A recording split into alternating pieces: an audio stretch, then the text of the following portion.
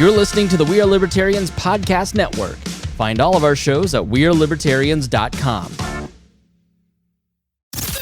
All right, let's get back to some boring subjects. Understand the risk to our country. Freedom brings people together. You're listening to the We Are Libertarians Network. Learn more at wearelibertarians.com. Welcome to We Are Libertarians on the Chris Spangle Show. Thanks so much for joining us. We are so excited you're here. Today we're going to be talking a little bit about AR-15s. I don't understand guns. Our guest, Jordan Laycock, friend of the show, longtime listener, and sponsor of this episode, does understand and has a cool product that we're going to talk about.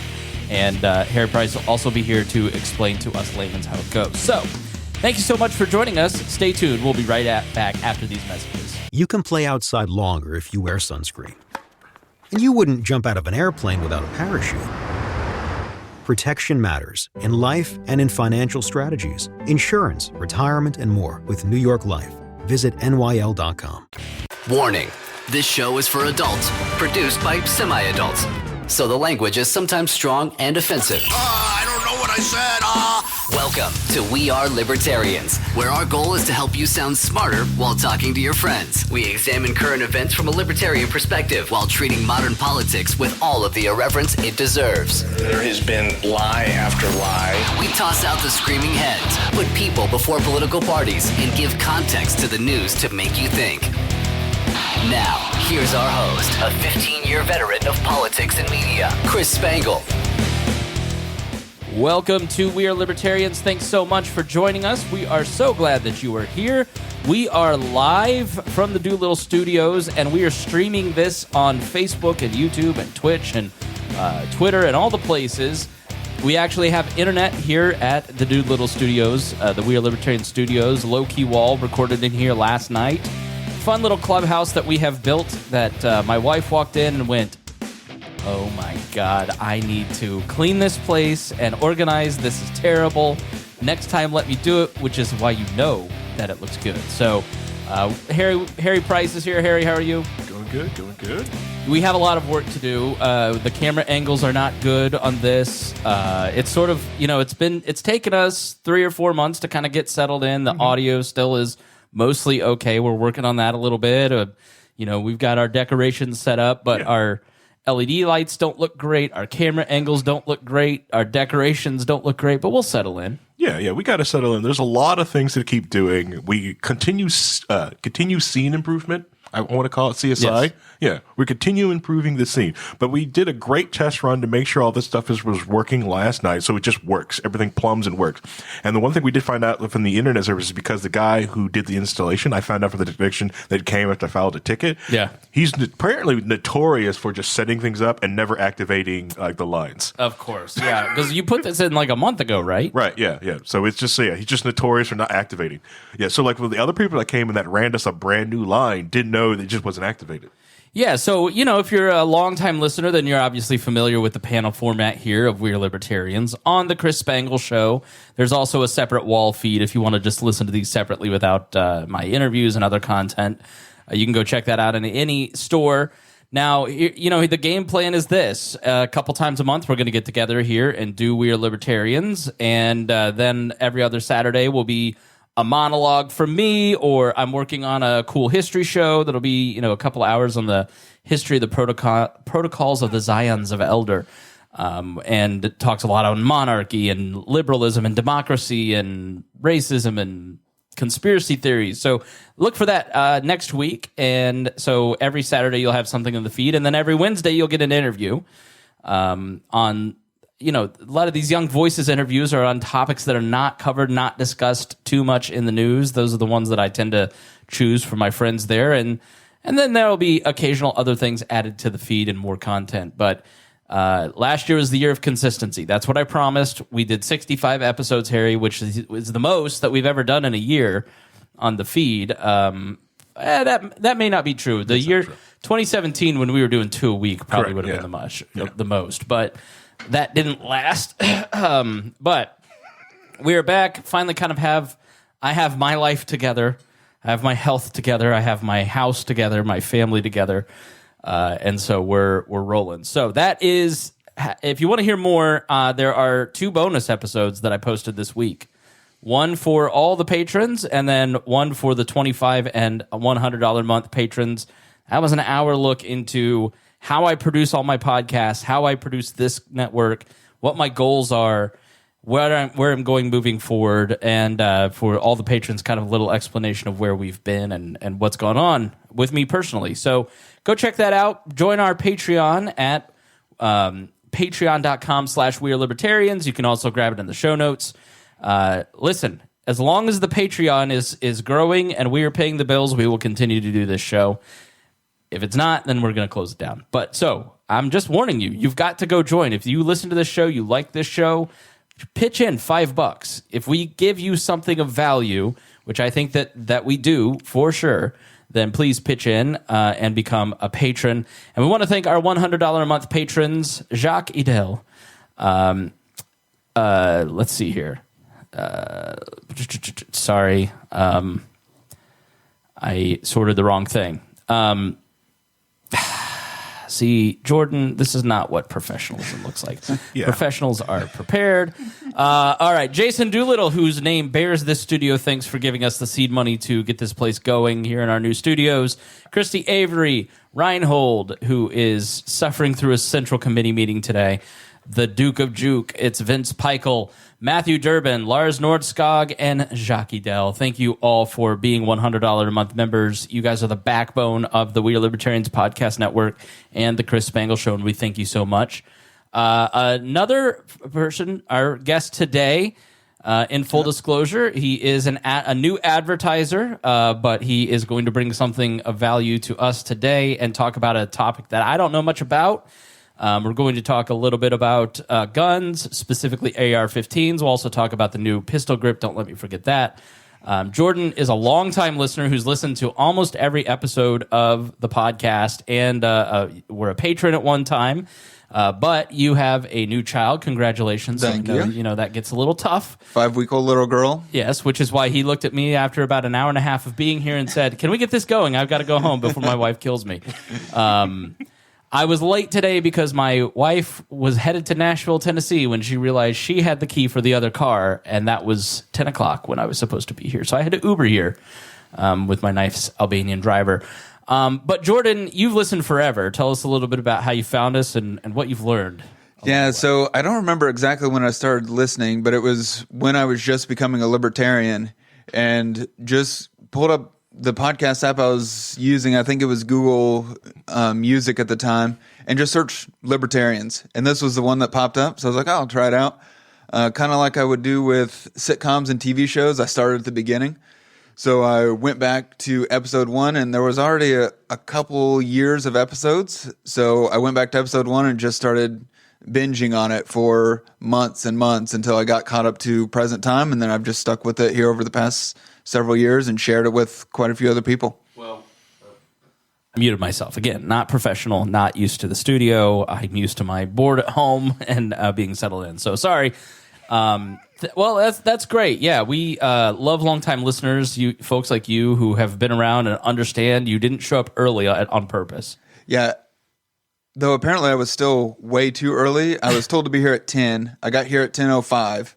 And I was the only one here. Harry was late to his own house. I texted Chris. He asked if I was his Uber driver. Yeah.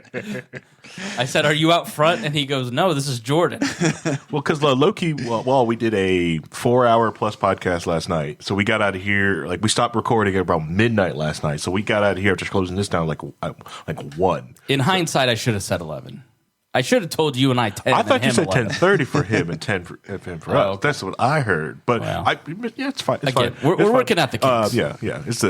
We'll get a good CRM tool. It's our CRM tool. Sorry, we got to get a new one. And we're going to be doing these. I'll ping. I think what I'll do is we have a new Facebook group. You can join the Facebook group. It's just search We Are Libertarians on Facebook. I'll let the Facebook group know the night before we go live. And maybe check the We Are Libertarians Twitter the night before, and I'll tell you when we'll be live. So if you want to join the live stream, leave a comment. You're always welcome to leave a comment. This is a very visual episode that we're going to be discussing, so you can go check out the YouTube channel, subscribe there, and check this out. We're also live in that group on Facebook and on Twitter, like I said. So please be interactive, leave a comment, send us emails, chris@chrisspangle.com. Did you not do Twitch? Twitch is on there, yeah. Oh. I just don't use Twitch and think about it ever. Okay, all right, that's fine. All right, so Jordan, tell us a little bit about yourself. Not only are you a great listener, you're a new advertiser with your company, Trijent. What's your background, first of all? Yeah, so I spent 15 years in the Indiana Army National Guard, deployed to Afghanistan in 2012.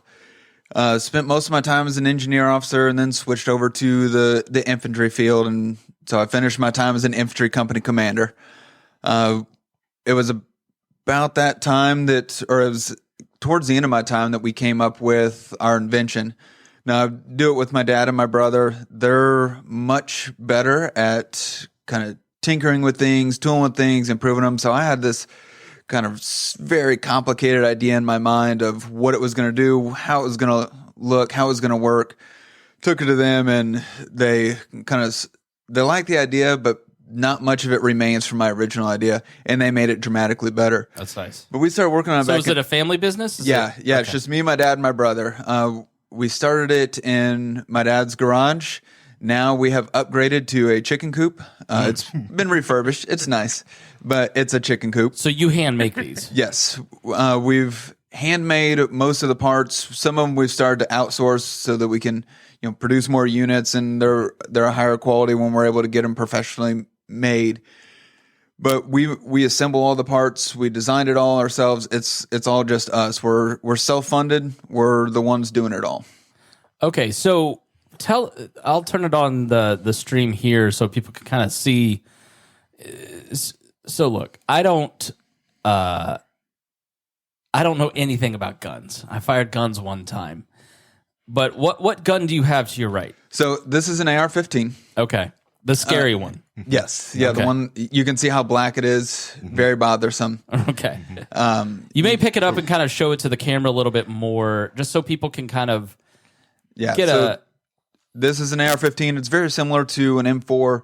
There are some minor differences. Which is what? What's an M4? That's the standard rifle that the military uses. Okay. Not just our military, but quite a few other militaries.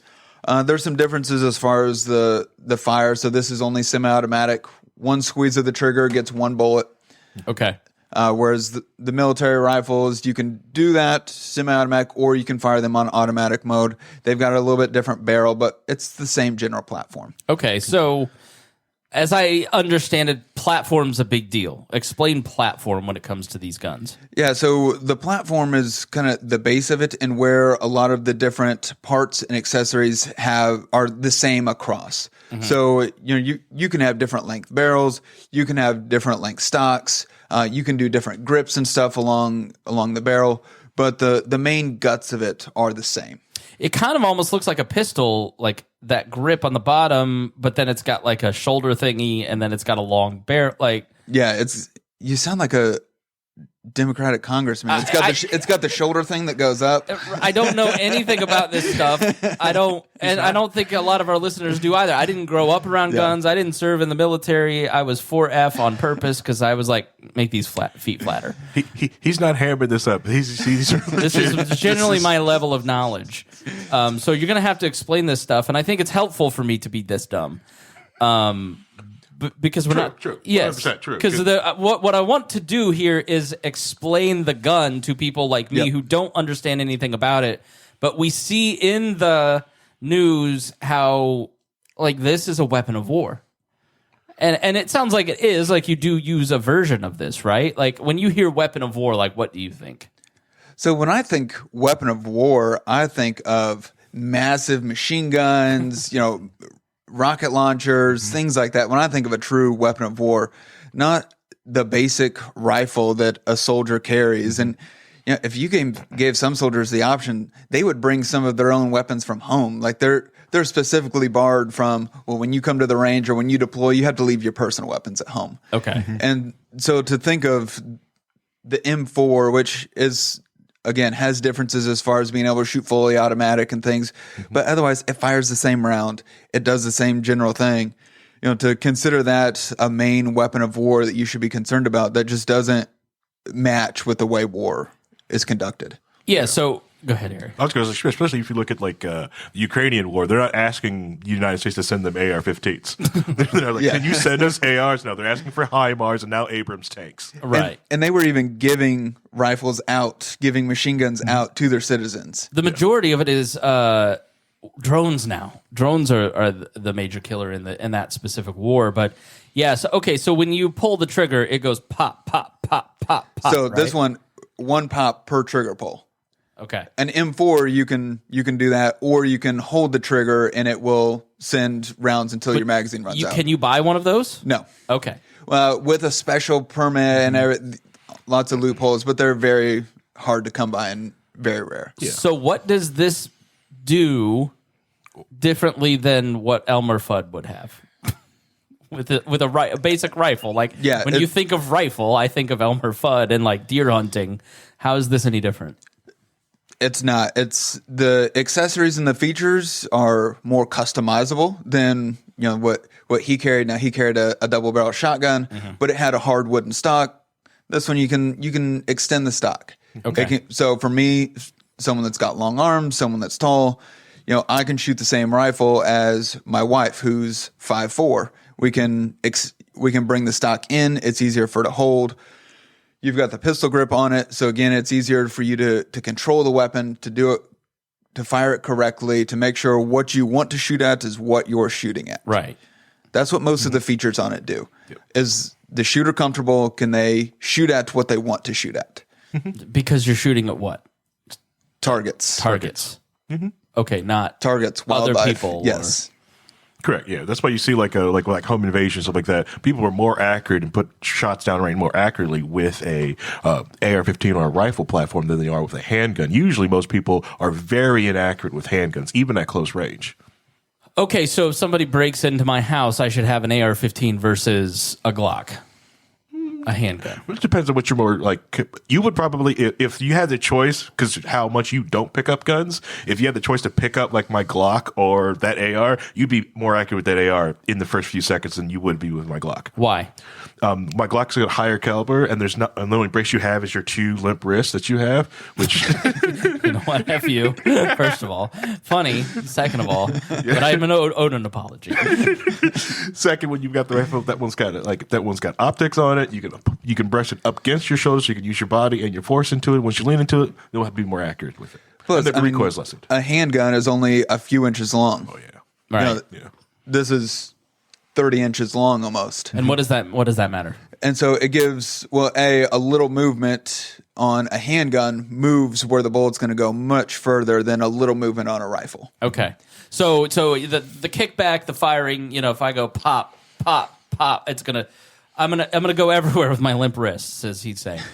But you're more stable with a rifle. Right. Okay. So in reality, an AR is probably a better option for home defense. Yeah, you have to be more careful about where the bullets are going for any that you do miss. Mm-hmm. A wall doesn't stop bullets unless it's a concrete wall or a brick wall. That will, but just your standard. So accuracy is drywall, incredibly important, and you're going to be more accurate with a rifle. Yeah. Yeah. Okay. Yeah. Because I'm looking into buying a gun. We haven't talked about it yet because she and I have talked about it just by virtue of where we live and what we've had stolen already. Yeah. And Use shotgun's also very good. So like a kid, just like shotgun, it's really nice. You can shoot them one-handed. I can't have a kid's shotgun. You've never let me live down the electric grill. Which, by the way, what got stolen was my big green egg. So I'm back to my frickin' electric grill. That is true. I would make fun of you for the. I'm devastated at the loss of my manhood. Yeah. But the used shotgun's great. You can shoot it one-handed while on the phone. If you have to call like police, it's great. I'll outsource that. If I'm holding a weapon, I'm not also texting the group chat saying call 911. Okay, so when you say caliber, can you talk about the bullets? Like what goes into this stuff? Let me turn on the camera here. But explain bullets for dummies here. Yeah, so these are a 5.56 caliber bullet. These are the NATO standard 5.56 by 45. That describes the bullet itself. So usually people will use the word bullet in multiple ways. Mm-hmm. You'll call the whole thing a bullet. All right. Or technically, what's technically accurate is the actual part that comes out, because the brass piece is just the case. So once the trigger's fired, the gunpowder's in there, it's going to eject the case, and then the bullet is the actual bullet at the end is what's traveling towards the target. So that little copper top there is actually what travels to whatever you're shooting at, be it the deer or the home invader, and then the brass is what fires away from the gun, and then Danny on Blue Bloods finds and tracks you down so you can. I gotcha. Okay. Yeah. So then, so the difference can be in the size of the case, in the size of the tip. What? Yeah, all of it. So it can be the size of the bullet itself. It can be how much powder is in the case, the size of the case, and so the range of calibers and the availability of calibers is immense. Mm-hmm. Some of them switch between metric and standard. So you've got 5.56 millimeter, but you also can have things in inches, so 0.357 inches. And so it's like wrenches. There's metric and then there's correct. Yes. Yeah, right. Okay. Gotcha. Just like my Glock, I can, I have a 9 millimeter, but I've got a 40 caliber. Gotcha. Changes on me. It's fun. Or the 380, which I like. I like my little Ruger 380. Your tiny little gun? Yeah. Your small little hands? It's tiny. It's fun. What? I like it. It's more impressive because then, if you pull it out, someone will laugh and you shoot them, with it. It's more fun, And embarrassing because they think I'm going to pull out something big and I pull out a little 380 on them. How often are you pulling out your weapon on somebody? Constantly. Have you seen the east side of Indianapolis? Okay, but all right. I'm going to have to go get my Jordan's fish and chicken, Oh, I wouldn't go there. Google that place right now. They're going full Roslyn's, rats in the bakery. Google Jordan's Fish and Chicken, Indianapolis, and see what Harry is eating. You enjoy rat tails in your chicken, floor chicken is what you like? Really cracked yourself up there, didn't you? I know. Okay, so basically what you've got here is your typical, what's the difference really, other than length, between like a Glock handgun and that gun? I mean, is it all just kind of the same thing? It's a thing that just shoots a bullet that because again, I'm looking at it, it doesn't look that much different than what I fired when we were at Jason Doolittle. So when you've got like a Glock handgun, it's only got the pistol grip plus a short barrel. It's going to carry fewer rounds. It's got, you can't brace it against yourself. So there's quite a difference as far as firing a handgun versus a rifle. When it comes down to it, you squeeze the trigger and a bullet comes out. So I'm thinking like deadliness, like what on a scale of deadliness, like that little gun you're firing and an AR-15, because the way the news portrays it is your handgun is way less dangerous. It still needs to be confiscated, but way less dangerous than an AR-15. Oh my God. Caliber does play an impact on deadliness. Obviously, a bigger bullet is going to do more damage, but the bigger thing is accuracy. So you get shot in the foot with an AR-15 versus in the heart with a 380. Mm-hmm. Okay, the 380 did more damage. Yeah. So shot placement and number of rounds on target when you're talking about a self-defense situation makes a way bigger difference than caliber. Okay. Yeah. Caliber's important, but not as important as accuracy and shot placement. Exactly. What makes the bullet go follow up on that? I was going to say, it's almost best where you hit someone versus because any hole into someone, depending on where it's at, is going to be deadly. I think we also all learned 2 weeks ago, if you get tackled in the chest and someone hits you at the right moment at the right time, your heart can stop. Just a helmet. There's not a good knife attack.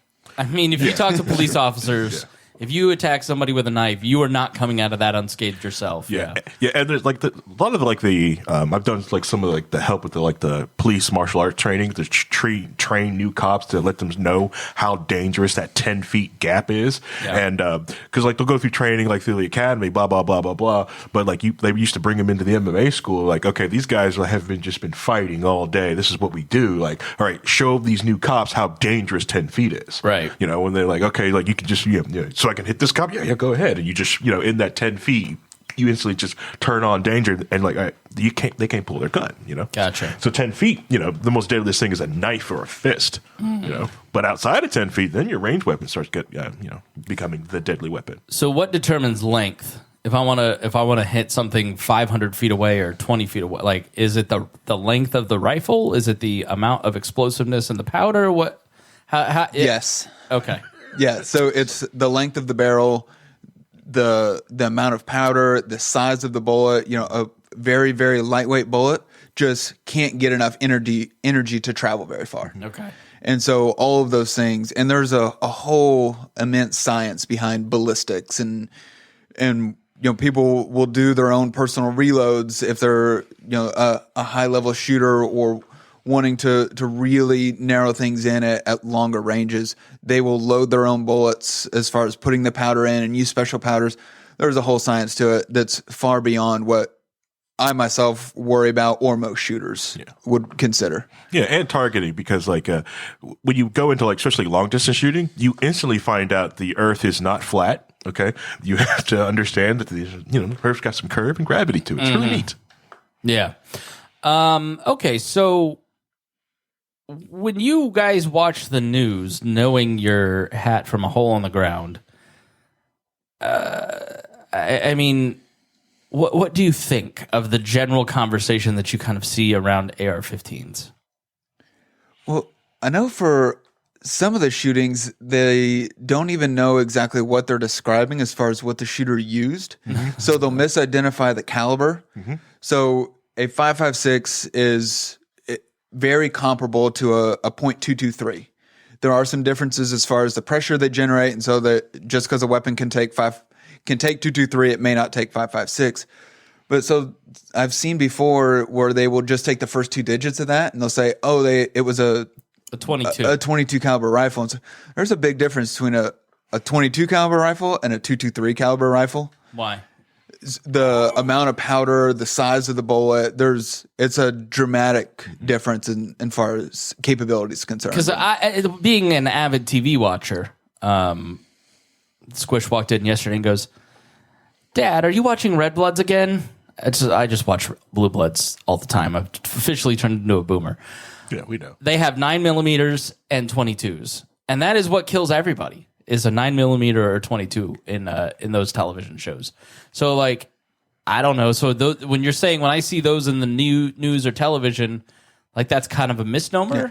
And a 9mm is a good round. It's a common round. There's been a lot of advancements as far as its lethality and its accuracy.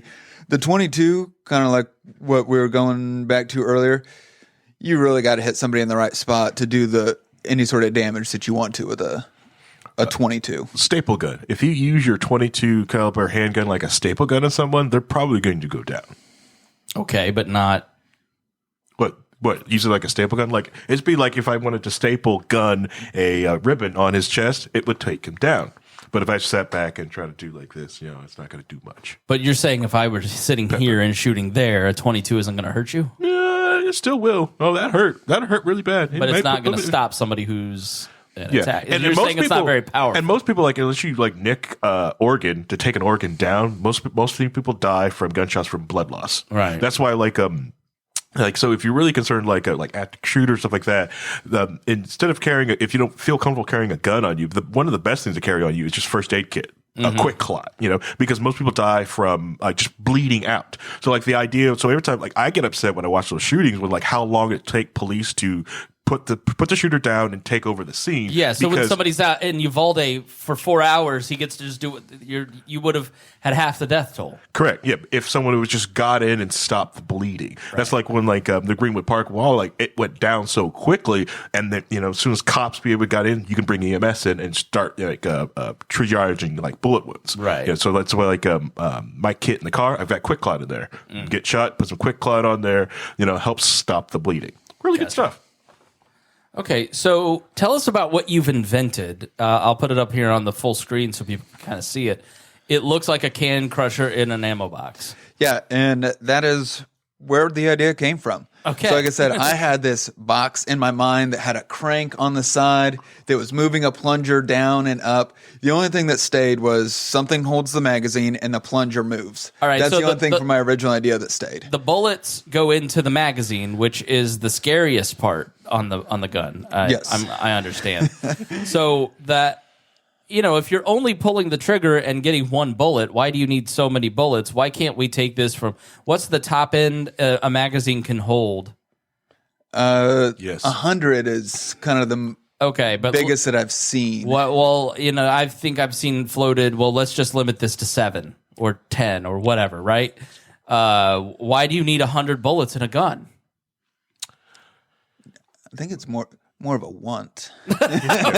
Sometimes, or you also don't know how many attackers you have. So let's say if you're a black person and a bunch of tiki people show up at your house, if you only got 7 rounds, there's 20 tiki torches out front of your house, And a round is the amount of bullets in the gun. Yes. Okay. And 30 rounds is... Or available to the gun because as I understand it, there may not be a bullet in the chamber, but it could be so explain that. 30 rounds fits in this, and that's the standard magazine for an AR-15 or an M4, or even an AK-47. Those are usually a 30-round magazine. 30 rounds is about the standard for some sort of sporting rifle like this. Gotcha.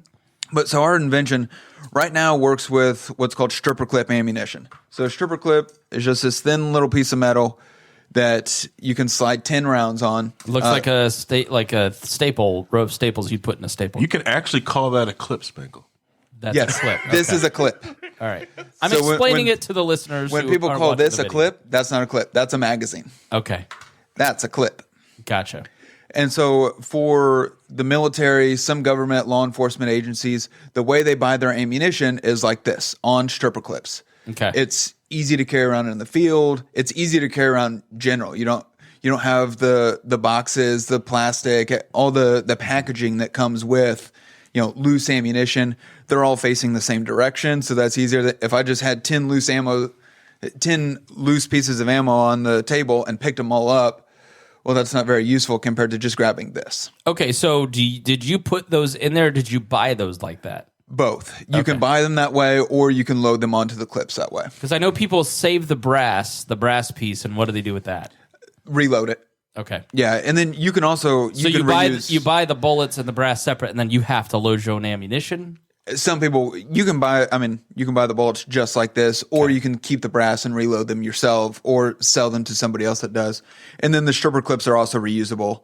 They've got these little tabs on the end, but you can use them even once those fall off and use them as many times as you want. Okay, so then in the magazine, it's like a Pez dispenser that is pushing the next bullet up. Yes. Okay.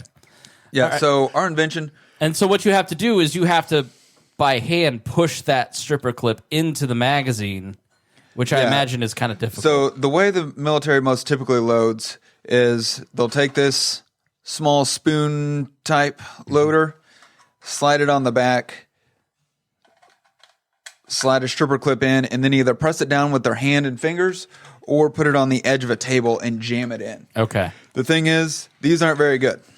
And so what often happens is you'll see soldiers take these off one by one and then load them in one by one. Or when I was doing a demonstration video, I didn't even end up using the video because it looked too much like a as seen on TV where someone, I don't know how this works. But the first time I tried to take a video to compare a product, you put it on the edge of a table, jammed the rounds in. Well, the stripper clip went through the spoon loader and halfway into the magazine, which happens a lot on the range when you use stripper clips and one of these style spoon speed loaders.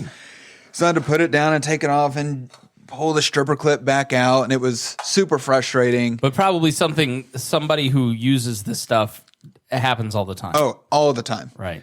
Yeah, and so what we did is we eliminated all that issue. Yeah. So we've got a holder for the stripper clipped ammunition. It slides in. We've got a magazine holder. It's designed off the lower receiver, the magazine well of an AR-15. My brother just measured it out, 3D printed some parts. We got it to work, and then eventually got them extruded and made off site. All right, so you may move the weapon of war onto the floor. Please be careful not to discharge it into any children that might be unloaded. Loose. And then maybe tilt this towards the camera so people can kind of see how it works. Yeah, so like I said, you've got the holder for the stripper clipped ammunition. You've got the holder for the magazine. If I pull it up, you can see there's a magazine release right here, so I can pull the magazine back out, slide it back in, it snaps into place, so it's not going to go anywhere while you're loading. Nice. And then loading is just as simple as pulling the handle. And now you got all that in there. Yep. Yeah. You take the clip out, and it's got, here, I'll pull this out. This comes out. It's got a slot in here so that when you've got it in the can, you can just drop your stripper clip straight down in there. That way you don't have to worry about losing them, especially for the military. They have to be accountable to all of them. Really? It gets weighed at the end. Hey, you're short on some of your dunnage is what it's called. Yeah. And so that helps them make sure they're able to take it. And then you've got all your space underneath too. So I've got more mags in there. I've got stripper clips. I've got more ammo. You're able to store everything underneath. So Anita Farver in the comments said that is badass. So what's the name of the product and where can they get it? It's called the Mech-loader. It's our 5.56 variant. We've got more variants coming. We're just trying to get the time and the resources to be able to build them out. You can find us at www.trijent.com. All right. And then we've got a Facebook page as well. So it's very helpful if people go like our page, share the product, sign up for our emails once they go to our webpage. It really helps us share it out to other people and really get to see what we've got. And it helps us because we're trying to convince you to do more advertising. So, yes, and I'd be happy to. If you're listening, they need you to buy product so they can spend money with more advertising so they can sell more product. And so you're supporting us, you're supporting them. We'd really appreciate it if you go and support Trijent. If this is your thing, obviously it's not for everybody. It's for police officers, hobbyists. Who is this product for? Yeah, so the biggest person it's for, group that it's for, is the military. They're the ones that buy the most ammunition and the most ammunition on stripper clips. But then even outside of that, you've got law enforcement as well, shooters. So for hobbyist shooters or someone new to shooting, this can be super helpful too because loading a magazine sucks. I could do that. Yeah, it's not fun. Especially if someone has any sort of physical deformity, maybe they've got like weakness or arthritis, right. They're going to have a really hard time loading magazines. Here, anybody can do it. And so even me. Yeah, and you can do it without getting tired too. So when you're shooting, fatigue plays a factor in your accuracy, your enjoyment of it. And so with this, there's hardly any physical energy that I had to exert to do that. Yeah, when we took Spangle to the range, that's one thing I didn't make him do was load mags because they would eat up range time. Yeah, because it's a miracle it got my wife pregnant. I'm just saying. So, all right, I know you've got a newborn and your wife is very patient. It took 2 hours for us to do this 30 minutes. You're an angel. I really appreciate it. Team out here, stripper clips aren't that popular outside of the military. Do you have an attachment? A, is that true? And then B, do you have an attachment for loose bullets? Yeah, so they're not as common outside the military. They're a little bit more common in the high volume shooters or the prepper community. All right. But then, like I said, that actually ends up being a help if you can't find ammo. A lot of times you can still find stripper clip ammo, and it's the same price. Okay. You can buy it for the same amount. I've found it in several places, and that's how I started buying mine. Obviously, once I invented this, it's like, well, I got the great speed loader for it. I'll buy it on stripper clips. But then we've got prototyped an attachment that will accept loose ammunition. So we're trying to get that built. We're testing out some different materials before we're able to get that into production. But that's coming very soon. And then one of the things I didn't mention too is the base on it's magnetic. So if you don't want to buy the can, if you don't want to have to worry about taking that around, the base on it's magnetic, so you can put it on the bed of your truck. If you've got some sort of, if you're in the military, you've got more of a vehicle, you can put it on the doors, you can put it on the hood, any sort of iron-based metallic surface it'll stick to, and then you can use it that way as well. So if you know anybody in the military that's your listener, this is not for you, but then if you know somebody like our friend who is in the military, we could buy one of these for him, and I'm sure that they would appreciate it. Because correct me if I'm wrong, like police officers, members of the military buy a lot of their own stuff too. Yeah, especially if there's something that makes their job easier that the government's not going to buy for them. Right. They can do that. Now, this is easy purchase for someone that is in the military. It's an easy purchase for them. Right. We've got it priced a certain way that it doesn't require higher levels of approval. Their unit card, they can just purchase it and be done. Yeah. Do you get the breakdown of like how many hours this thing saves for for a military branch? Yeah, so for like a regular company that's going to go through and do qualification on a weekend, they would have 6 people show up early to start loading magazines, and then they would be on the duty all day long. And what tends to happen is they don't know how many they're going to need, and it takes so long to load them. They'll load too many and open up too much. Well, instead of unloading those and turning it back in, it'll just get shot and wasted on the range. Yeah. And so what this does is you can have 2 people that can load on demand. Yeah. And like I said, I was still in the Guard. I was the company commander when we were developing it. And so I'd bring my prototypes in, and I had 2 people on ammo duty. They were being super casual. One was just kind of lazily handing magazines to the other one who was loading them up. I had a 2-person ammo detail for my whole company. Oh, wow. And so it's a huge change. And now instead of having 6 people pulled off training, now you've got to make sure they get fed. You've got to rotate them in. You've got to figure out who's backfilling them. You've got 2. It's much easier to handle, and you can take those other 4 people and focus them on training and what they're supposed to be doing rather than loading magazines and wasting time. You ought to, I don't know if I would send him this episode, but Jim Banks, the congressman, man, he's active duty in the Guard. You should get a meeting with him, because maybe you could get this sold to the U.S. government or the Indian National Guard if you become senator. All right, Harry, what question should I ask him that I'm too stupid to ask him because I'm ignorant? Is there anything, or did we cover it all? We got everything. I think that's about it, yeah. Yeah, and for the person that said that Sherpa clips aren't that common, still go sign up, like our Facebook page, sign up for our emails. So as the loose adapter comes out, as we start to develop the AK-47 model, which will take the same base, there's only 2 parts that need to swap out for us to do a new caliber, a new weapons platform. So stay up to date on our products, because one may come out that works for you and fits what weapons he has or what kind of ammo he buys. Yeah, because as you go to different, especially with loose ammo, you start with the AK-47 and everybody else starts getting their SCAR out. It's going to be great, especially that new pistol SCAR. Have you seen that one from FN? Oh yeah. The pistol grip thing. What's the pistol grip, and what happened? What did the ATF do to make everybody a criminal? Explain this to me, because I don't know. All right, so what the pistol grip? Not pistol grip. It's a pistol brace. I don't have one of these. It looked like kind of. Let me maybe hold the gun up, and because it kind of looked like the back. It looked like an attachment you put on the back of your gun. The photos they show that just stabilized on your shoulder, which is going to be the worst, because like the photos they use is like a basic everything with just a telescoping buttstock on it, because like the way they make sure it's a black photo, the angle that they took the photo, so everyone would think it's that. Even my wife was like, "Oh, do we have one of these?" It's like, no. This thing is something different. This thing was designed for someone who, like you, have a weak wrist or have an issue shooting, or and I you know what? F you, because if you'll remember, sir, and I have the paper somewhere that I can prove this, my accuracy was amazing, and I hit the bullseye most of the time. And for a first-time shooter, everybody, including you, is very impressed. I have very thick wrists, especially this one. Okay? Well, and there are certain barrel lengths and sizes at which it becomes a pistol instead of a rifle. And so if the barrel is a certain length, you're not allowed to have, because of, I don't know if it's ATF regulation or Congress, who the bad guy is in this one, but you're not allowed to have a telescoping stock or a hard stock if the barrel is too short. That was Congress. So, what's the point of that? Because it sounds like the back end is the comfort.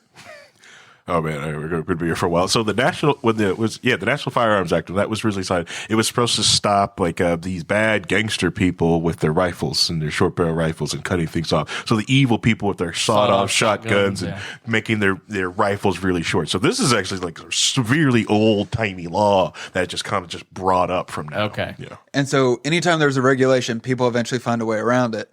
So you had short barrel AR pistols. Well, they're hard to stabilize, they're harder to shoot, and so they developed a brace that wasn't technically a stock. So it met the regulation, it met all the requirements. People were able to have the short-barreled pistol, but still able to shoot it supported and accurately. And then they decided, no, we're not going to let that happen. So is the goal basically to make the unwieldy pistol less used because it's less accurate.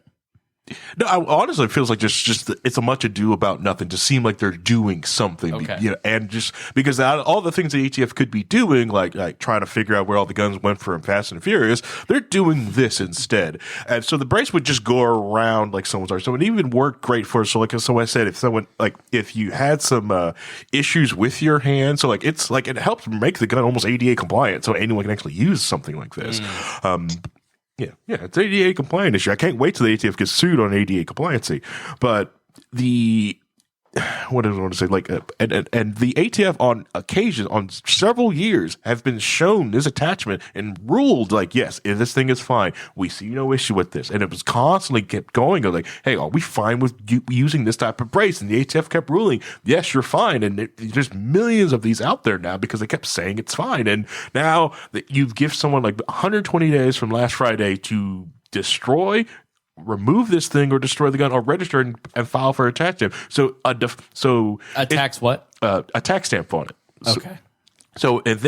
Or you have to register with the ATF. So de facto just trying to register everybody's AR-15. So even if it gets lodged into court, this thing gets ruled unconstitutional, or they just remove the rule, they still have the registry. They still have the database. They still have everyone's paperwork that they turned in, because most people don't want to leave these stinking pirates alone. So they're willing to just sit there and register it. Or just remove it. So you don't have to, if you wanted to buy an AR-15, you don't register it with anybody. You just buy one. Yep. Okay. Yeah, a background check is run if you buy it from a federally licensed dealer. What's the difference between a background check and registering a gun with the government? The background check just makes sure that you are not a prohibited possessor, that you're allowed to have a weapon, so you don't have a felony in your past, you're not, like a psychological issues or going through different treatment like that. So then it's up to the local seller to decide whether to sell you that gun, or are they prohibited based on state law or federal regulations? Those are state laws, people reporting to the list. Also, the seller of the weapon can also go hey, you know what? You may have passed this background check, but you look shady, or you have bought 50 of these AR-15s in this last month. I'm not selling you. Tell me if I'm wrong, but that seems to be the solution here, because the federal government can't get their database correct. Oh no! And and the law enforcement keeps watching these guys, and they still keep buying the guns. But why are these gun shops selling it to people who clearly are 18 and look mentally disturbed? Is that the answer? Is it just a movement amongst gun store owners to be more ethical and not be like Don's Guns? I just love to make money. A lot of them are ethical. A lot of them do refuse to sell people guns. Okay. They don't feel like they're on the up and up. And the Sandy Hook shooting, the shooter murdered his mother and then stole the weapon that she had. Right. And so that's another avenue as well for those, even if they can't go buy them legally, well, they can get them illegally through theft. And I wondered why the live stream, why our numbers tanked, and apparently the live stream on YouTube just got taken down. Because you had a weapon. That was fast. Because you had a weapon on it. Oh yeah. Yeah. So let's see what strikes we got here. Yeah. You just got us banned on YouTube. Great. Oh, do you want me to take the weapon off the? No. It's too late now. But the live stream is gone. But that'd be active community guideline strike too. So let me see if I can delete this real quick. No, it's not even there. It's totally gone. no, channel got tanked straight on live. Oh, I wonder if mine got tanked. Oh, did you stream yours? Yeah. See, So and this why is don't why you we should have been streaming live to Rumble on Rumble software. Anyways, But there are tons of people with guns and gun videos on YouTube. yeah, you have to a lot of them have to. They actually have someone on YouTube that they talk to, and it's usually okay. So this is probably just an automated system. We noticed a gun on stream, or someone or someone reported. So we're just making sure that somebody's not being dangerous. Correct. Yeah. So it's more of a, unless you have a history of doing it, we're just gonna instant ban you first, instant stop you, unless you have a history with it, because YouTube and Susan Wojcicki does what she freaking wants with that platform. It's a terrible platform, but it's where everybody's are. It's where everybody's are. No one will leave it, just like Facebook and Twitter. It isn't a strike. Yes, there may be an issue with your content. We found something that may violate guidelines. We'll ask you to take a look at the policy. 3933, someone holding, handling, or transporting a firearm. And not on a range, not a thing on that. That's probably what it is. Because we're not on a, yeah. Should I appeal or not appeal? How long is the ban for? We didn't get banned. It just took it down. Oh, yeah, just don't do it. Just leave it alone. Right. Like, unless you want to do more guns, let's go to the range stream. You know? But we're not doing anything wrong. I've got to because we weren't having any kind of violent discussion in any way. We were explaining to people how this works. It's called big tech, and most people who program these things for everything that everyone loves using is developed in an area that hates guns, and it's all sit on the coastal cities. So people use these things. There's a reason why people go on Rumble and other places like that because of stuff like this. Because to someone in California, all guns are scary. That no one should have them unless they're a police officer, but we need to defund the police. So that, so they just, insta-ban. I don't like it. Get rid of that. And then you're just jailed in that queue. The fact that you can't even have an educational discussion is insane to me. No, and that's the reason why like Discords about it when you're trying to talk to someone about guns, the guns are scary, or even having like an issue of just showing people how to get guns or make guns safe. Everybody is trying. Like the pistol brace thing makes the gun safer, yet it is banned. There's a lot of things you can do onto guns to make things safer, but they have arbitrary rules to make them unsafe. So Tom says YouTube changed their rules so that now creators cannot show any type of modification to a firearm, which includes things like loading a magazine into a firearm, mounting an optic or light muzzle device, a silencer, hand stop stocks. You can result in the loss of your YouTube account. Therefore, unedited videos with prohibited content like 60-round drum mags, modifications like loading guns will be posted to Twitter and Rumble, and that is from the Military Arms channel. Yes, it's just crazy. All right. Yep. See. Well, let's wrap up with Jordan so he can go home and not get in trouble. Shameless self-promotion time. Go ahead. Yeah. So you can find us facebook.com/Trijent. You can find us at Trijent.com or YouTube/@Trijent. We're on all three spaces. Again, sign up for our emails, like our page. Even if you don't buy, share it with other people who might be interested in. Maybe we'll have a future variant that speaks to you. All right. Thanks so much for coming out, Jordan. We're going to take a quick break, say goodbye to him, and then we'll be right back after these words.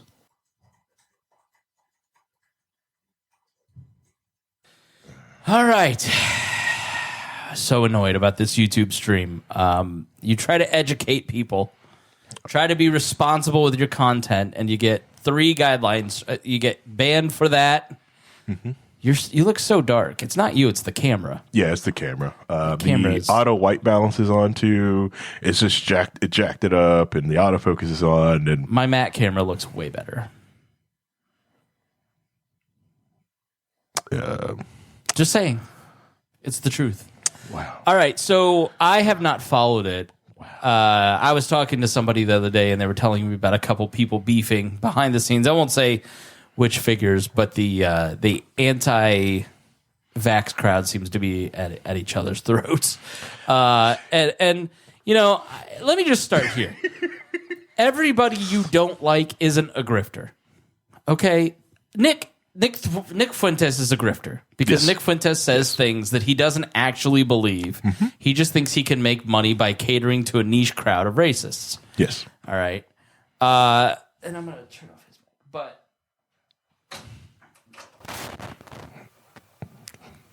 thanks for just plugging things in and out. Like, it's okay. I know. Yeah. I'll edit that out of the audio. But everybody you don't like isn't a grifter. Steven Crowder, Ben Shapiro. These people offer a product, and they offer content, and they put work and effort into their content, just like we do here. And even though I disagree with them on a lot of stuff, it doesn't make them a grifter. AOC's not a grifter. Rachel Maddow's not a grifter, right? Like, I guess anybody who tries to build Tim Pool is not a grifter. Like, I think Naomi Wolf genuinely believes the nonsense that she says. Like no Matt Taibbi, Glenn Greenwald. Like, these people are not grifters just because they disagree with you. Yeah. What's your definition of a grifter when you're looking at independent media? Grifter to me is someone who just changes their opinion on just the wind rules. They have no hardcore principles. They will just switch depending on like who's popular opinion and who's just blowing the most smoke up their skirt. Now, I do believe that some people can start off as grifters and then actually believe what they're saying. Because personally, honest, I still think Candace Owens is a grifter that moved to the right, found very good got popular and loved it, and then her opinions have just changed over time. I'd put Dave Rubin in that category. I think Dave Rubin offers almost nothing of substance himself. And then he has guests on who offer things of substance, and he has on a certain position of people to make himself look a certain way. It's like the famous cartoon, the Freedom Tunes, every Dave Rubin interview ever. Yeah. I agree. You know? Those of us in the intellectual dark web. Like, dude, nobody put you in the dark web. You just had on the people in the intellectual dark web. Like, but I don't know what that guy actually believes. No, I think like, and that's the thing. I think Dave Rubin is just more of just a Democrat from the 90s. That's all he is now. He's just, and he doesn't really just have a home. So he's just trying to find some place for himself now. Right. And he, and that's not just about his product. His product's really neat. That's why, so Dave Rubin also had everyone, I didn't like Candace Owens from the old GG days, her coming out of that. GG what? Gamergate, stuff like that. And then, when Dave Rubin had Blair White and Candace Owens on, okay, I'm warming up to Candace, but I still think she's grifting. But she proceeded to take the first 5 minutes of this interview to just for some reason thinking she's outing trans person Blair White. I was like, what? No one cares. Everyone, even Ben Shapiro, uses she, her pronouns for Blair White. And you sat here for 5 minutes trying to say, hey, you're a guy. I'm like, oh my God, stop that. People have, and I want to do an episode or write about it or something, but what is the term that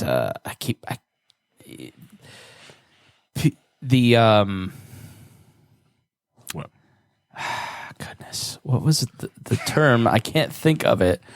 I don't know. Something know. In the ballpark with it?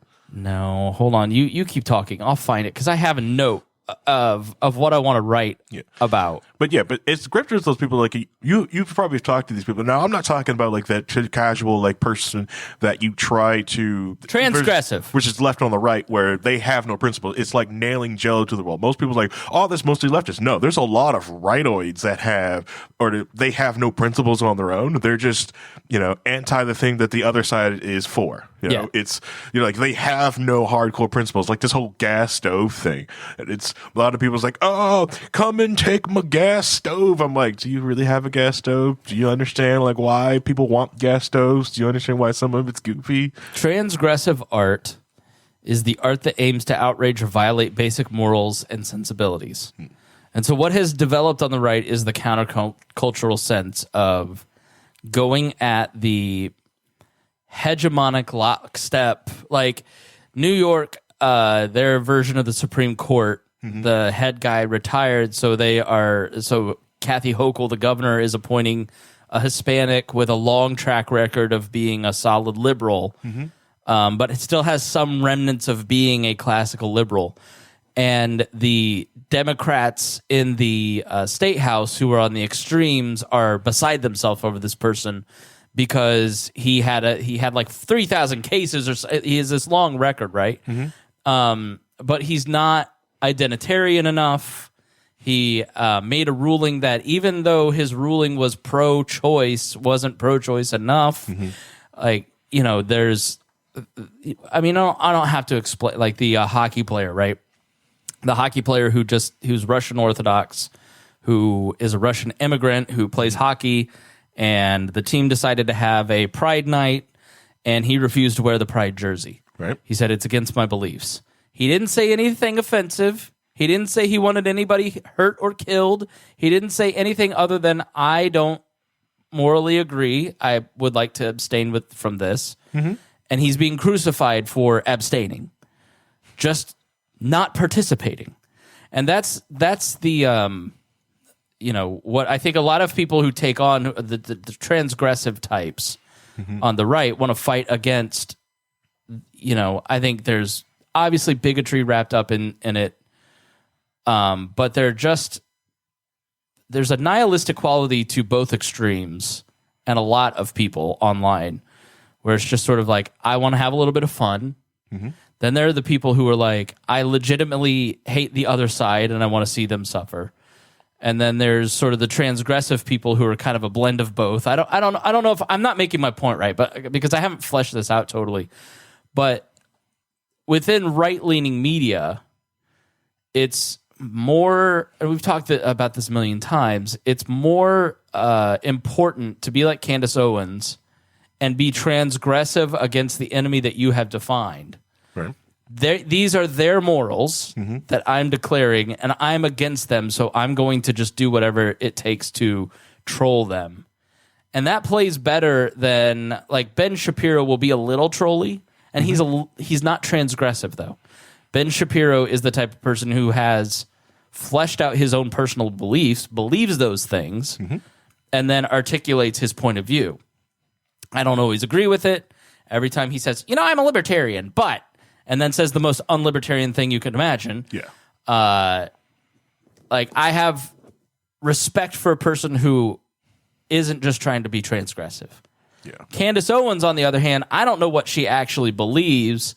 She's just trying to get attention by being transgressive against what she perceives to be somebody else's morals and sentiments. Correct, yeah. And that's, like, to me, like, she's candy and... Ben Shapiro's fast food, right? At least there's some nutritional value to what he's saying. And Steven Crowder has kind of always seemed to me to be a little bit more on that transgressive side. And, like, it took a long time for people around me to kind of go, like, just watch his stuff. He does have some points. I'm like, yeah, but it doesn't, like, that's not what I see because I don't consume his content regularly. He always just kind of seemed to be. I don't know if you watch him or you consume his stuff. I consume Crowder's content. Yes. Yeah. Okay. What's he like? Tell me what I'm looking at here. I describe Crowder as more of a he runs more of a comedy show and it's a sprinkle of politics on the outside. A lot of it is like someone like I want to say like righto-read like jokes all the time, and they're just trying to. A lot of them just having fun at the left's expense. They do bring a lot of good receipts on different things when they are breaking down content. I think they do a very good job of taking things that a lot of people from the left will use to just like, I'm going to use this to dunk on the right real quick, and they will take the time to actually actually this is wrong. Like the very famous meme that everyone's like to change my mind thing. That's a Steven Crowder product. His change my mind segments are amazing just to show that some people just don't have an argument, or if they have an argument with it, it's we just agree to disagree. And there's a few people that are angry about something, but he seems to be kind of the first to popularize within new right media the concept of just letting them talk. Correct. Let them, give them their own rope. Yeah. Right. Like that, like Libs of TikTok. I mean, she clearly has an ideological bent. She's out and about now talking about what she believes. Yeah. A lot of it is actually very homophobic, but like why it never made sense that she got banned was that she was just posting their words. Correct. Yeah. Of the people that she disagreed with. Yeah. Some of the stuff can be like homophobic, but she never there was in a post because it was just like I take this, I post, I take and I post. Now does she like choose what she posts? Heck yeah, but everybody does. And then if Dennis were here or Reinhold, he would say, "But look at the comments. You're feeding and you're inciting people to be transphobic." And so just to give the other argument against somebody like that. But he seemed to be kind of the progenitor of that. Let them talk. Yeah. Just let them talk. But you can control your comment section. You can try to police it the best you can. But I think which a lot of people have escaped for some reason. It seems like a lot of you people on the internet have forgotten this one simple rule when it comes to trolls. Don't feed the trolls. Jumping in your comment section and giving the troll attention, just going to like, oh, cool, I'm emboldened. You read my comment. Here's another one. This one's even more inflammatory. It's exactly right. Like, if you hate Donald Trump Jr., this is a big thing I see on Twitter amongst journalists now. Don't repost him. Yep. Because you're going to do what you did with Trump. Where you're going to feed it. And that's always my argument. It's like the old FCC days of when I got in trouble for saying a scumbag on the air. And the station manager came in and said, you can't say that. And I said, why not? And he said, you just can't say that because it's a condom. And I went, I didn't know that. And I said, so what are the rules? What can you say? And I don't know because anybody can just be banned at any time for anything.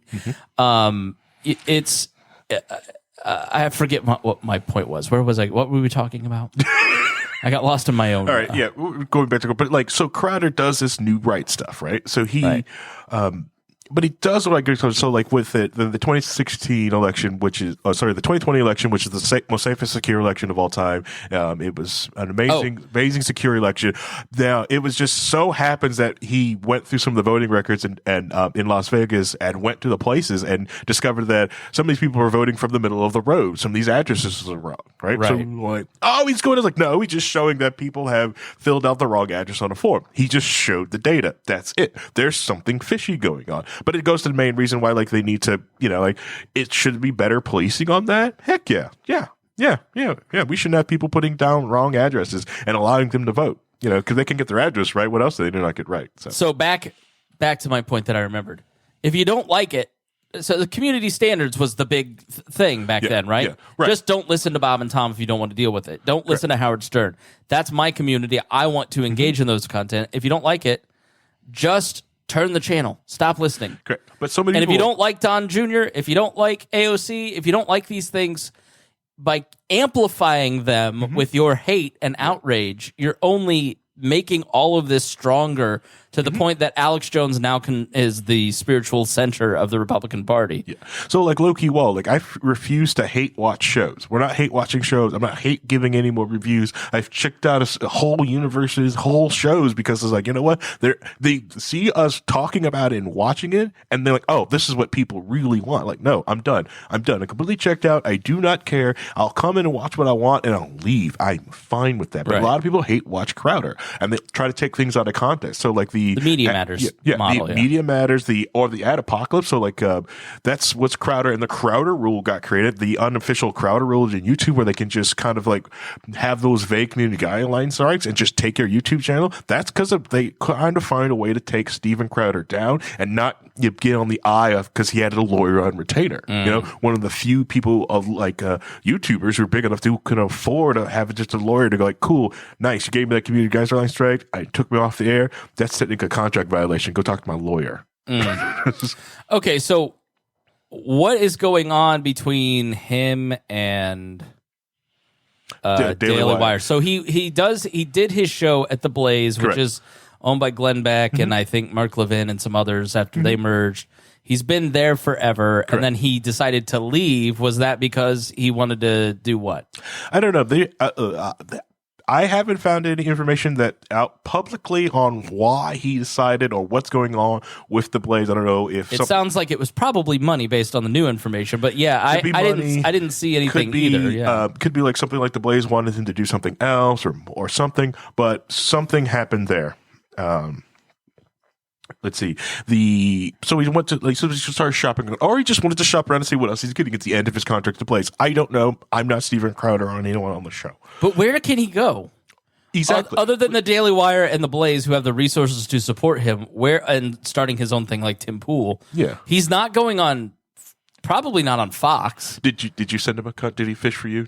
I just wanted to do the WAL Network. You're, when you have no one else to turn to, $50 over 4 years. So, is that Ryan Hull's contract? $50 over 4 years? Oh no, I'm giving Crowder the lucrative contract. Hear that, Crowder? You come on this network. No.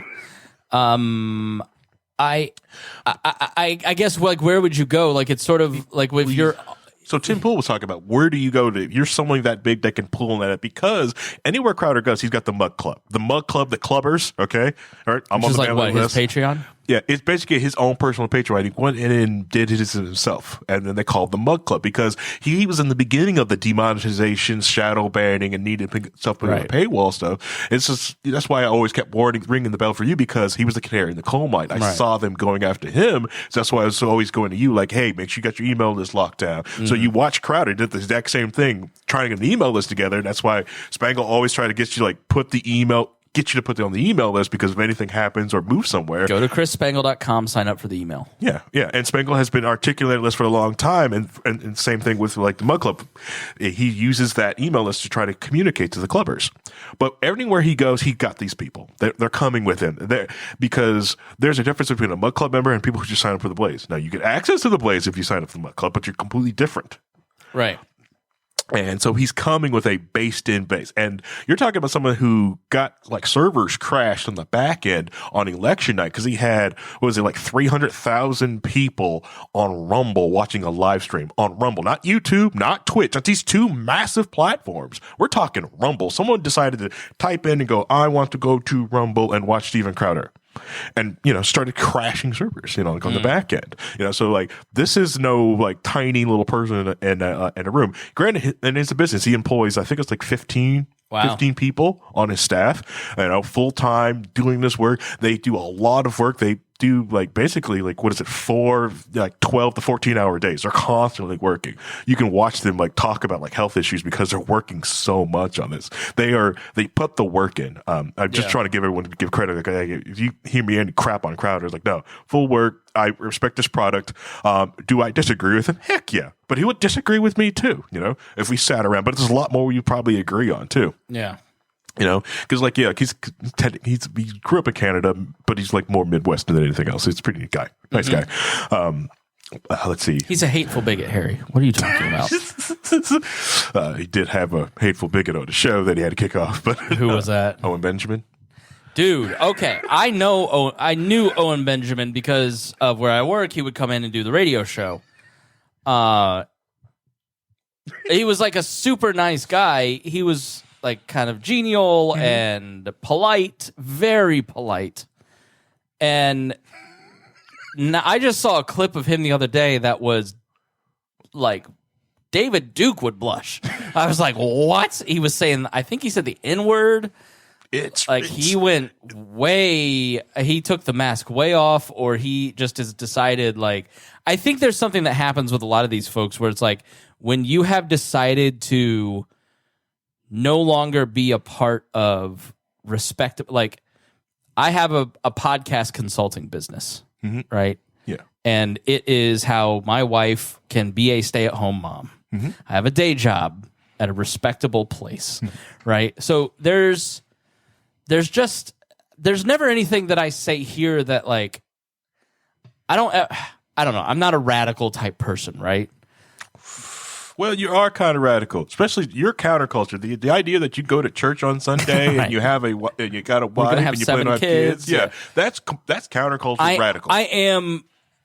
If like the trad dad memes, my life. Dakota said that one day. He goes, "If people knew what your wife looked like, how she dressed, what you guys do, and how you structure your life, people would be surprised at how traditional you are." I'm surprised at how I'm an egalitarian that ended up in a complementarian marriage. I don't understand how, but here we are. Yeah. And we're fortunate enough, but like, I don't have beliefs that would get me like I just don't like the Daily Wire because they seem to have one single issue that I see, and it's being mean to trans people for content. Correct. Yes. And maybe I just don't consume it, but what I see of their stuff, because I follow them on Instagram, is trans stuff. I don't see any trans content on my feed except for the Daily Wire. Yeah. Which makes me wonder, like, what does the private browser of Matt Walsh really look like? Yeah, exactly. Right? So I don't believe in that kind of stuff. Like, I'm in the history of trans podcasting, I'm number 3 in terms of a person that hosted a trans podcast with Maya, which you can go back and listen to. I mean, I wouldn't do that now. But at the time, I was like, 10 years ago, I was like, I don't understand this. I want to understand it. And I believe in like open dialogue, and answered a lot of questions for people. And I have mixed feelings on it now, and so does Maya. But I always say to people, I'm like, if you're going to get into doing what I do, you have to think about like your marketability as like, if you're going to do the documentary about vaccines, it's just and you really feel you need to do it, then you need to do it, but you need to accept the consequences of, like, you're not going to go get a job at probably Fox 59. Yeah. Right? And there's a lot of people who have identified, like, but you don't need that. You don't need the media, you don't need to be part of the establishment because you could make so much money appealing to the transgressive right, the new right. That's the entire Mises. The whole point of the Mises Caucus is to try and make that the political arm of this very online right-leaning culture. Let's go after the people that listen to Joe Rogan and Steven Crowder and be their political home. But what they can't understand is how alienating that is to everybody that isn't very online. Yeah, exactly. Right? Yeah, that's like when I was talking to Reinhold, because I got longer than that Reason interview with Heiss, longer than Reinhold went. I got 45 minutes in. Yeah. And I was just screaming at it because they have no idea. It feels like they have never been to a small town and tried to do anything with a town council before. Right. To me, it just seems like you have no idea. You have stayed online for so long. You know how hard it is, how hard they've made it to be in a small town and say, "Hey, I'm libertarian." They just look at you like, "Oh, you're one of those." Right. And they don't point to people like Boss Hogg. No, people who know Boss Hogg love libertarians, but they'll point to the Mises Caucus every time. Yeah, and so I just think it's as a broadcaster, it's a slippery slope because once Owen Benjamin just decided, I'm going to cater to this new group of people. Yep. But the problem is when you are trying to appeal to one, what I want to do as a broadcaster and a political commentator is to appeal to as many people as possible to think about libertarian ideas. Yeah. But when you decide I'm going to become a broadcaster for this specific ideology, your incentive is to no longer try to take the Dobbs decision and my very pro-life beliefs and try to come to some agreement with Kat and Sarah on that episode about their very pro-choice beliefs.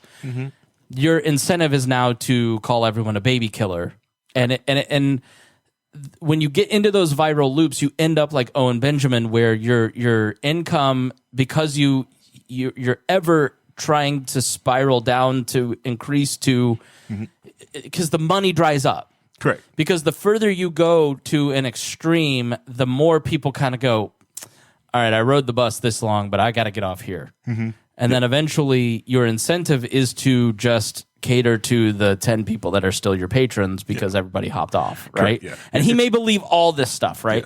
So I'm not saying he's just a callous grifter, right? But the danger of and that's why over the last 3 years, I really said, you know what? We're libertarians, and me personally, Brian Nichols has very Tim Pool new right beliefs.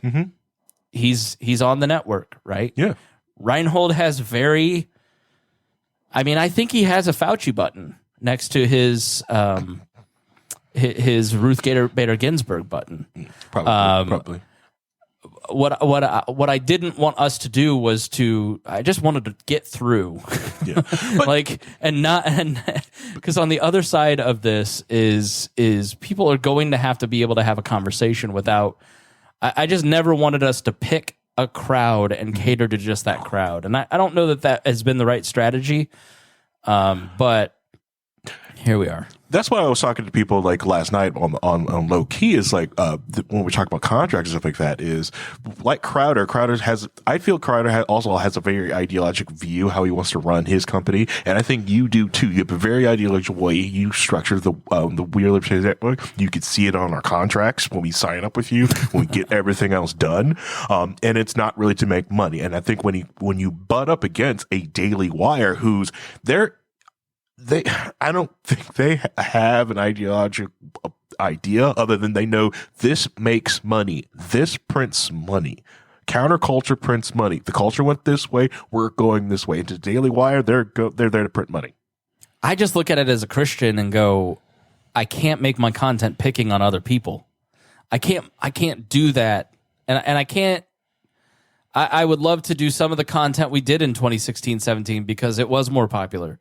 Yeah. But morally, it wasn't healthy for any of us. I don't know. I look at it and I go, at the end of the day, I haven't had time the last 2 years to execute all this stuff the way that I wanted to. So, but I just look at the choices that a lot of people make, and I go, I just have to see Jesus in the next life, and I don't want to have to answer for that because I needed 10 more Patreon subscriptions. Yeah. You know what I mean? And I pick people on this network who are not going to pick on each other. Believe me, there's a lot of tension behind the scenes always between all of these personalities that you hear on this show, and between the different hosts. But it's not on air, it's private, and it's committed to being nice to each other and respectful of other people's differing opinions. So that comes out on the air. Like that's my ideological method of doing this, is just trying to like mutual respect. So I don't know. But yeah, so Crowder, and I don't even, but I feel like he was a horrifying jerk 5 years ago, but now he's like a moderate.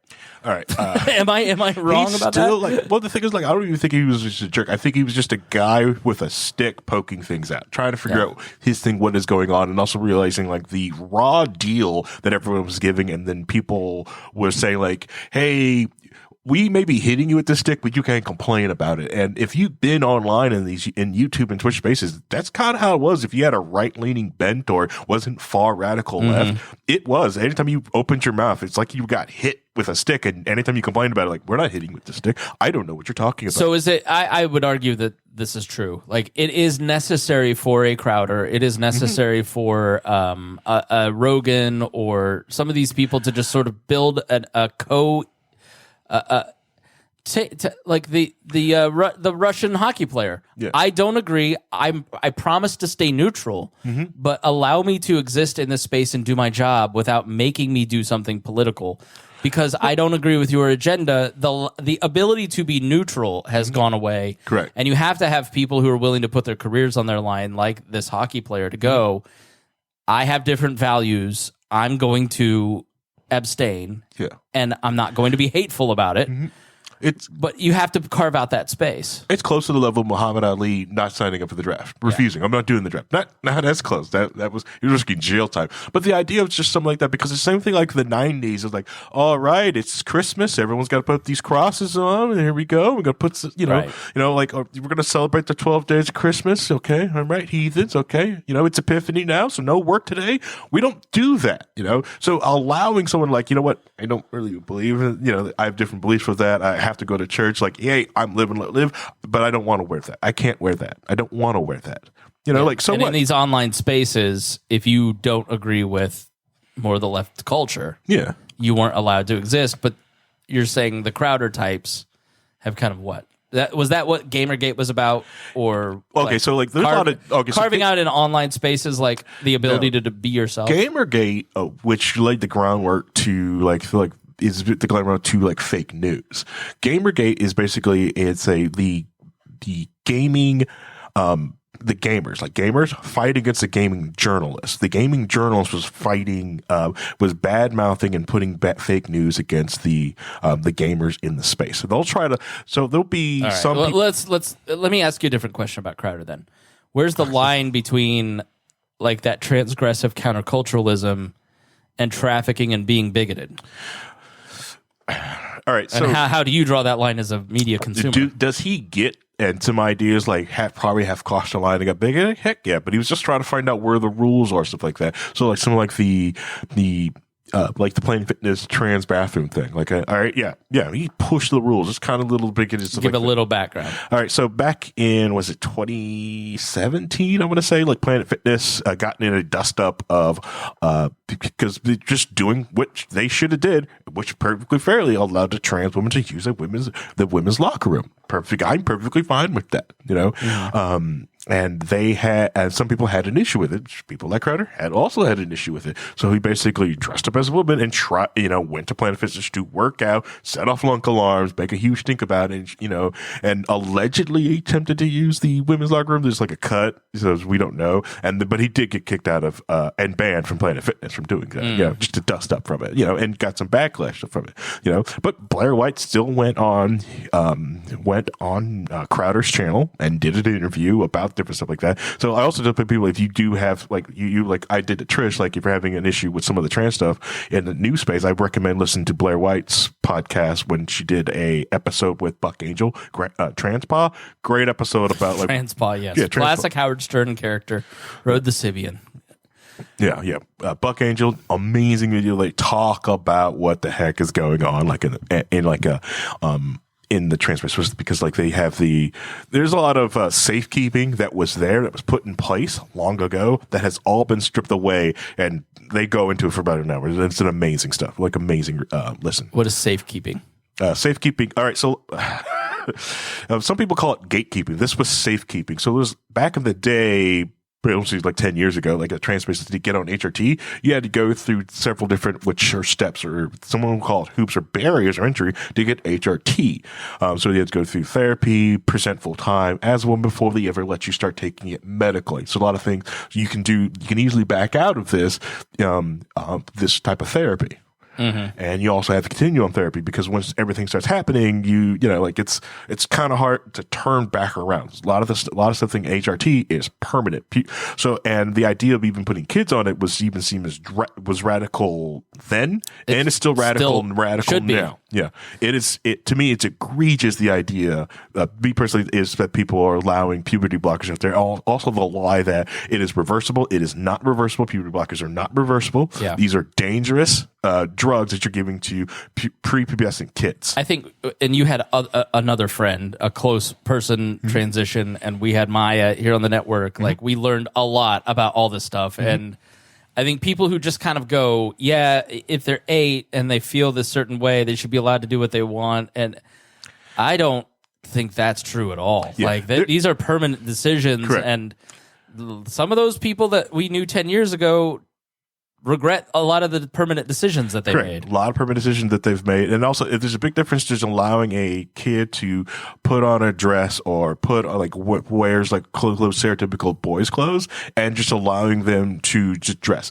You do not, estrogen and stuff like that does not make a man. Testosterone does not make a man. It's a lot of things that we do performatively and being socially acceptable like that way. So I think there's a lot of things that can happen before you take the final step of actually getting someone addicted to the medical big pharma. Yeah. And having permanent. I mean, I'm not passing laws, but I just, yeah. It's unconscionable to me that you do anything before 18. Correct. All right. So back to to Crowder. So Crowder's shopping around his contract to find out where he can go, which me, just like Tim Pool and you too. Like, if I had the idea of like, why would I shop around and just create my own network empire? But Crowder went to go shop around because he's not used to that. He's always been like guarded from like going from Fox and then going to the Blaze. He's always had someone else do his broadcasting stuff. Like, it's just like a lot of the shows on the network. A lot of them when they have done their podcast, they've never had to go and sign up for the Apple Podcasts, the RSS. Yeah, if you come to the We Are Libertarians podcast network,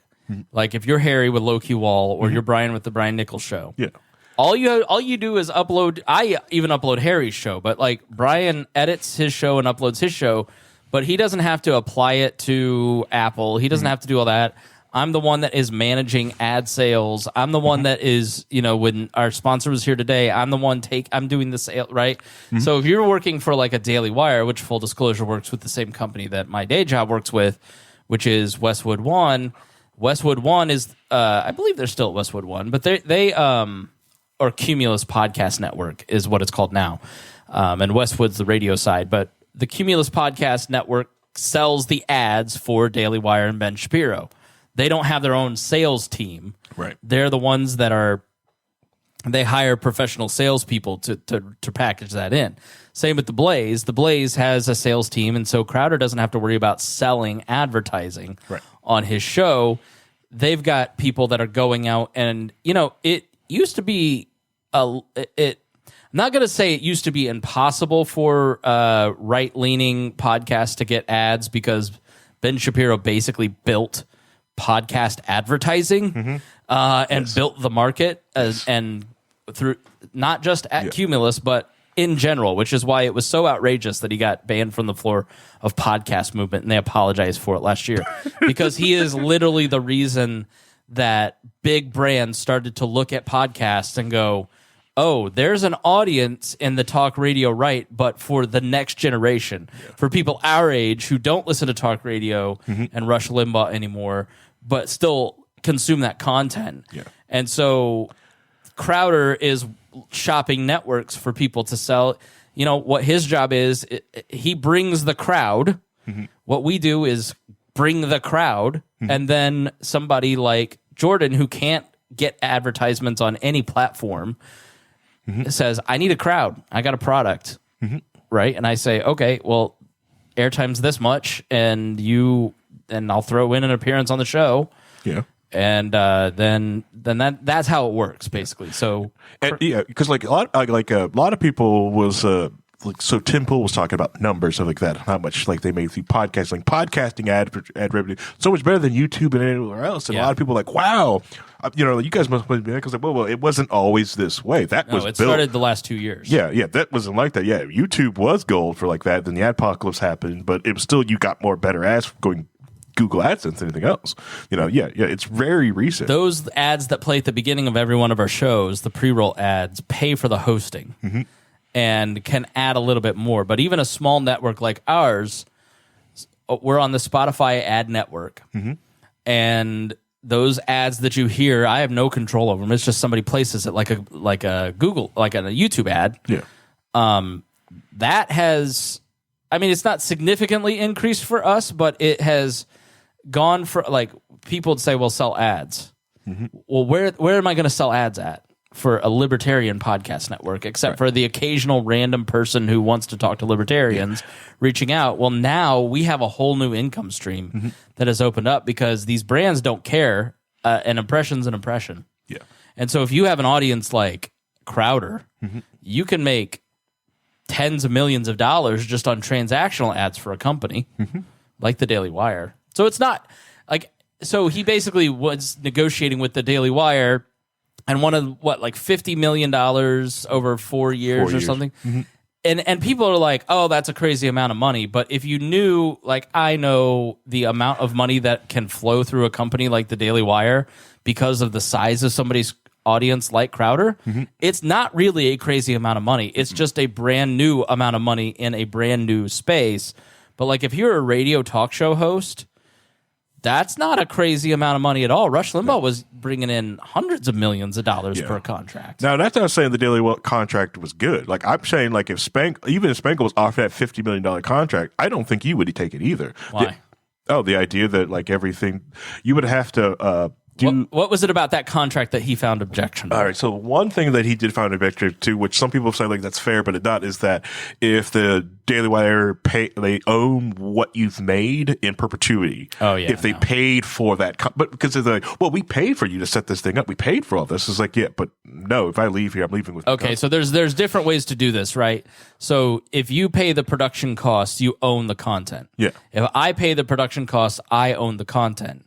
But the amount of responsibility that you have, if you are like, I'm the one that has to buy all the crap in this room. I'm the one that has to maintain it. And then when it breaks, I mean, I have a budget of a few $1,000s a year for different services online and equipment. And it'd be great if somebody could just say, here's a check to run all that, and we'll hire a graphic designer to come in and do your logos, and we'll have this person, that person. So, but you don't own your content. And so when you leave, you don't get to take those shows with you. And let me tell you, the back catalog of this podcast, the 700 podcasts that are out there, that's a significant amount of ad revenue that gets driven because of those old pre-rolls, because people do go back and listen to our old catalog. So, it's a huge asset that you'd be giving up if just for the momentary trade-off of money. Yeah, and it's massive. It's like, but they paid for the content. Yeah, I think more of the issue is perpetuity. I can see like if it has to have a limit. They're like, well, 10 years after I leave the network, you can have it, or 5 years. Right. The 5 years after I leave the network, you own my back catalog. But after those 5 years, the back catalog becomes mine again. It's the same way if like Taylor Swift or any artist, music artist, it's like, all right, yeah, you were at our record label and you use all this, but you don't own your songs. She left the record label, and wasn't it she lost access to her to her back catalog, had to remaster, redo everything. everything, re-record it, so she could then use those records because she lost permission. Yeah, so and it was like that's purpose is like no. If you put it in music terms, it makes more sense than like no, I refuse to sign that crap. Yeah, that's the, yeah. Brian Hall just mentioned in the chat room. Yeah, Neil Young. Yes, Neil Young. Yeah, not owning the crap like you have done in the place. So like, yeah, that's what I'm saying. Like you wouldn't have signed that. You would have been like, oh my god, look at all this money. But like, wait a minute, you own my back catalog? No, the idea I think, and the other idea of, and also the docking of the fees. Like so, like every time, like okay, you get demonetized from YouTube, so like that, you came to the ad reads, right? They docked about 25%. If they can't replace it in 90 days, but Crowder's constantly getting banned. Yeah, it's the same way. Like if like right now, like you would have just got dinged 25% of the income that you would have made from so part of the contract, right, was that if he got banned or demonetized from these services, then they'd take a rep. But that is perfectly reasonable. Like we don't make any money. We make 11 cents a month on YouTube revenue. Yeah, okay? Literally. So it's no revenue generator, but at the day job, we make a good amount of revenue from YouTube. I took the Twitch money last year and I bought us a mini fridge. Nice. How much was it? It was $50. Right. So, but if there's, but if there's, like if we lost monetization on the work account, that'd be a significant hit to our revenue. Yeah.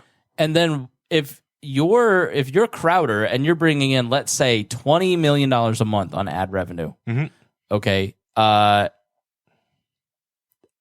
right, let's say probably a more realistic figure, $500,000 to $1 million in ad revenue, which is probably what Crowder just for YouTube, and it may be a lot more. Yeah.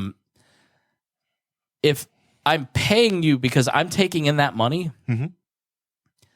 I can't guarantee you more money because where am I going to take the money from, right? Yeah. Like I've already signed contracts with all these other hosts, and I've got employees that have essential functions. Like if you say something and lose a revenue stream, that's on you, bro. Yeah, because of that loss of revenue, so like that. It's like, and that's why he started the Mug Club, the Mug Clubbers, right? So he's doing all that money for like that member rate, like that. And I think the idea that like, will the Mug Clubber get access to the daily all by content, and then since it's also like it'd be the same thing if I was trying to go to low key, and come to the Wheel Libertarians Network with low key, and I've got key members, right? I've got key members who pay me $5 a month. They're like, well, we'll just wrap it into the big, like, the WAL Patreon. And it's just like, okay, but the key members are my members. Right. Do I share that $5 with Brian, Nichols and the Nickelback bunch? I don't know if Brian Nichols calls his fans Nickelback. The deal here, the way that we've structured is I keep the Patreon money, I pay all the bills,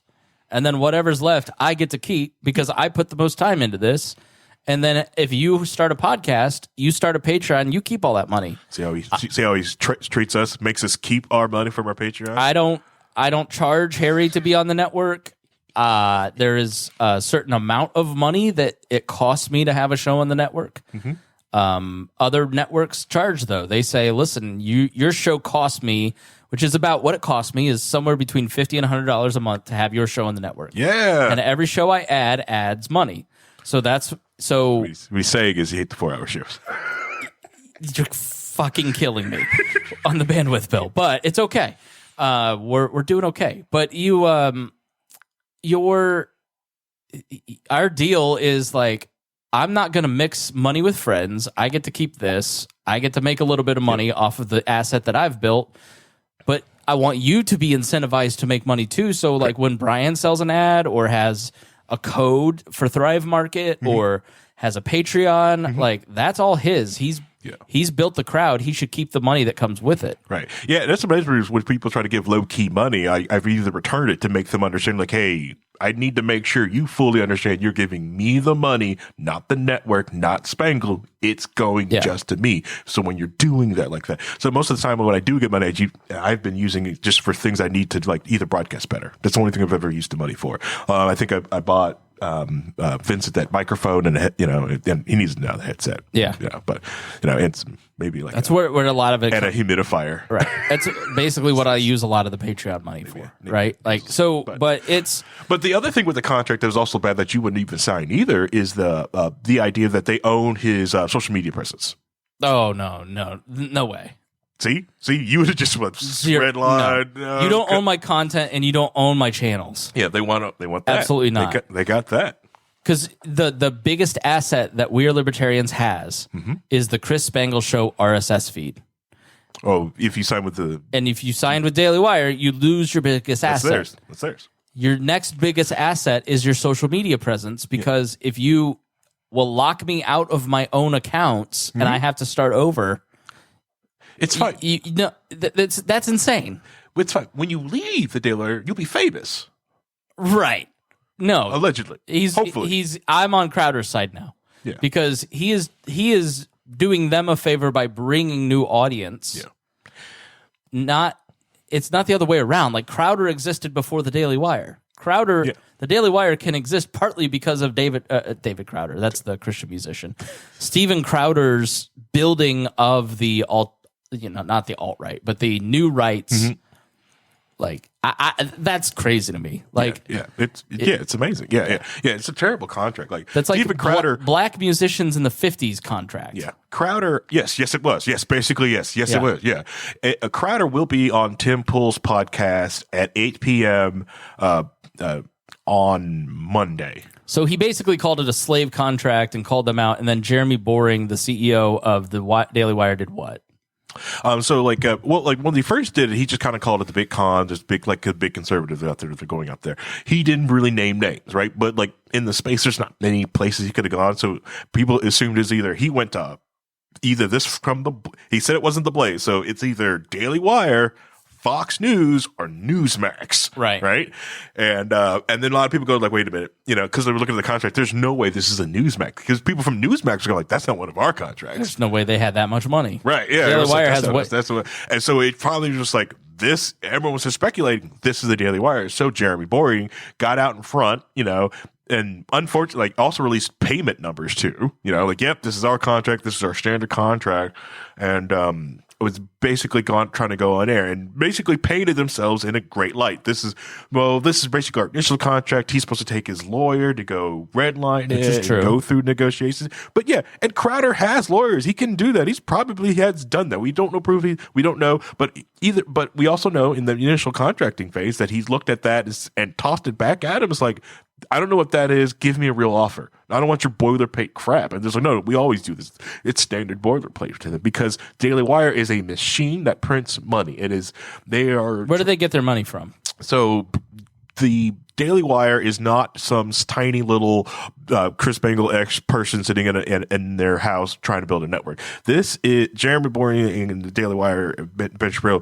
They got a billionaire backing with fracking money. They've got money. That's why everything looks nice. Everything's popping. They also got connections with it, because if you've got a billionaire backing you, you've also have networking abilities. Billionaires talk to other billionaires, just like the rest of you guys talk to each other because you're around the same economic area, so you talk. You have to have a sugar daddy if you're building something like this, right? And you actually talk to other sugar daddies. So like how does Daily Wire be able to put ads on Facebook? Because they talk to other billionaires who do stuff on Facebook, so they help you get your foot in the door. Yeah, the difference. So in media, for instance, like when National Review was started, William F. Buckley started a nonprofit, made it tax deductible, found a bunch of rich people to donate money, and that's how he started it.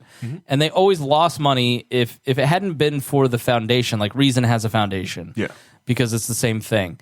You cannot survive on advertising alone, and so your options are start a media company, and it becomes a one-man band based on advertising, like Leo Laporte and Twit This Week in Tech, that survives on advertising, which is now struggling because he doesn't do the tracking data, which all advertisers now want in podcasting. And now he has to do memberships, and he has to get listener support, which he never had to do. But he never scaled into being a CNET, because then, Barstool's a different example. So like Barstool scaled, bootstrapped itself one at a time, did it with the front-facing camera, got some advertisers, got some few content creators, and then sold their product to sugar daddies, which now are owned by hedge funds, which is a double-edged sword because look at the Indy Star. There's like 5 people that work there. The content sucks. Nobody reads the newspaper because they don't have enough staff because the hedge fund's trying to bleed it dry to return to shareholders. Correct, yeah. But when you're on the upswing and you're barstool and you're culturally relevant and you're hot, it's gangbusters. And so they'll give you whatever they want. But then as soon as the script flips and you're no longer hot and you're luster, barstool in 10 years, 20 years maybe, they'll just be liquidating, trying to squeeze money out of it. Selling at Right. like access that they have. It's just how it works. Yeah. And so Daily Wire is hot. And so that's why you see the content choices that they make is it sounds like they've got somebody that they've got to pay. Yeah.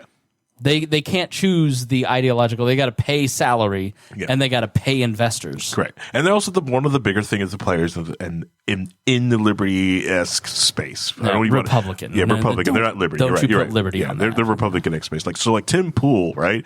Like he bootstrapped that all. He stayed into his apartment. Yeah. That's all his cash coming into him. He's paying that. He does not want to be holding. But like Tim Pool did a lot of good things about numbers. Him and Luke. Like I always thought like Tim Pool was paying Luke to be there. Luke Rudowski of We Are Change was on Tim Pool all the time, and he's like, no, Luke stays independent, doesn't take any of Tim's money, but Luke can leave when he comes when he wants, leave when he wants, run his own T-shirt company, do all this other stuff, and he owns all that, but still gets to go to Tim Pool's show and be there all the time as a co-host. It's the same thing. It's basically the same thing. Basically, I've got almost the exact same contract as Luke does. So I could do what I want with my show. That's on purpose too. Like we're friends. This is a friend. Like.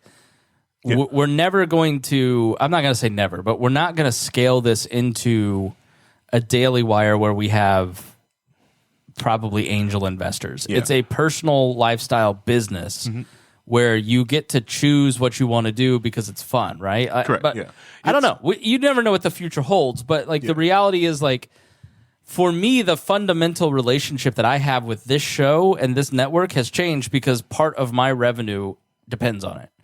And there are points like last year where I was like, I've got to I talked to patrons last January to decide if I wanted to even keep doing this. And the answer was, yeah, absolutely. And I got through last year. I had a lot of challenges. We had a lot of challenges. We got through 21 and 22. And now we can kind of get back to the content that we created, even though we're a little damaged from the breaks. But like, I have a financial incentive to produce content. And so it's a second job for me where it isn't for you. You get to hang out and have fun. Correct, yeah. But I've got to have content. So you can say, I've got to do yoga on Saturday, so I can't I can't do a show, and then I've got to go, well, I've got to have something in the feed to make sure these advertisers get their numbers so I can get the checks that I need to pay these bills. So. Yeah, I wish I sometimes could see your face when I do like can't do this Saturday, got to do yoga. You just like I don't mind, because no, like, I know it's because this twice a month is perfect. We come here, we burn a whole day, half a day. So I don't want to do that every week, But if like the one I'm working on for next week, I'm working on chunks, days at a time. Well, we'll probably end up doing it every week once, I see 2025, if everything goes perfect, because right now everyone is seeing it. Like we've talked about this for a long time, and 2023 is being the year of the culling of the fake businesses, the Kotaku, the people have been hubbed with hedge funds and fake ad revenue as ad sales are dropping around everywhere. Everyone, it's no like joke to anyone. Like a culling is happening, and it is shuttering a lot of like game journals and everywhere else. A lot of layoffs. Like everyone watched Elon Musk lay off all those people at Twitter and watch the machine keep going, and they're going like, you know what? Same. I'm going to do the exact same thing. Yeah, I mean, kudos to him. I was wrong. He fired all those people, and those people didn't do dick, apparently. Yeah, they didn't do anything. They don't do anything. Because it's just a microblog. So what you need a few infrastructure engineers and some engineers to work on code. Yeah. What else you need? And an IT support staff. That's what needs to get that thing up and going. Everything else is just fluff. Yeah. You don't need like 15, like you don't need a 20-person HR department. You can outsource a lot of that stuff. So what has Tim Pool said about it? What the upcoming like ad apocalypse or the Daily Wire thing? Start with Daily Wire and then talk about the apocalypse. Oh, so like he had, by twist of fate, had Candace Owen on Friday. Was it Thursday? Right? Which I despise. Candace Owens. Didn't watch the show. I'm sorry. I despise Candace Owens. Yeah. I can't stand her. I can't stand her. I just can't stand her. So I haven't watched that episode. I've seen some clips, but every time she talks, it's just can't stand her. But they're going over it, and it's because right now, like everyone's in the space because everyone's also upset because the idea that like up in arms that Crowder recorded the session between him and Jeremy Boring. Yeah, and I was like, I can't believe recorded. I was like, listen here, I would record it, but I wouldn't release it. I would. I don't know unless I had something damning that need to be out there. Yeah, I wouldn't release it either.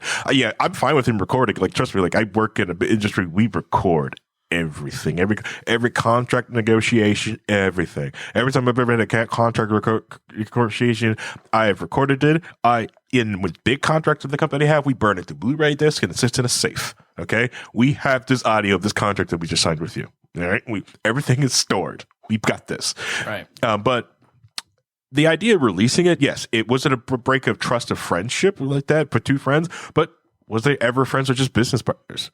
Yeah, potential business. They may know each other in passing. Yeah, and he probably also knew, like he probably also understood that once I release this video, I'm burning this bridge. But he also probably realized like the bridge is probably already burned. He's not going to be able to work with him. And like I said, like when it comes to everything, the mug clubbers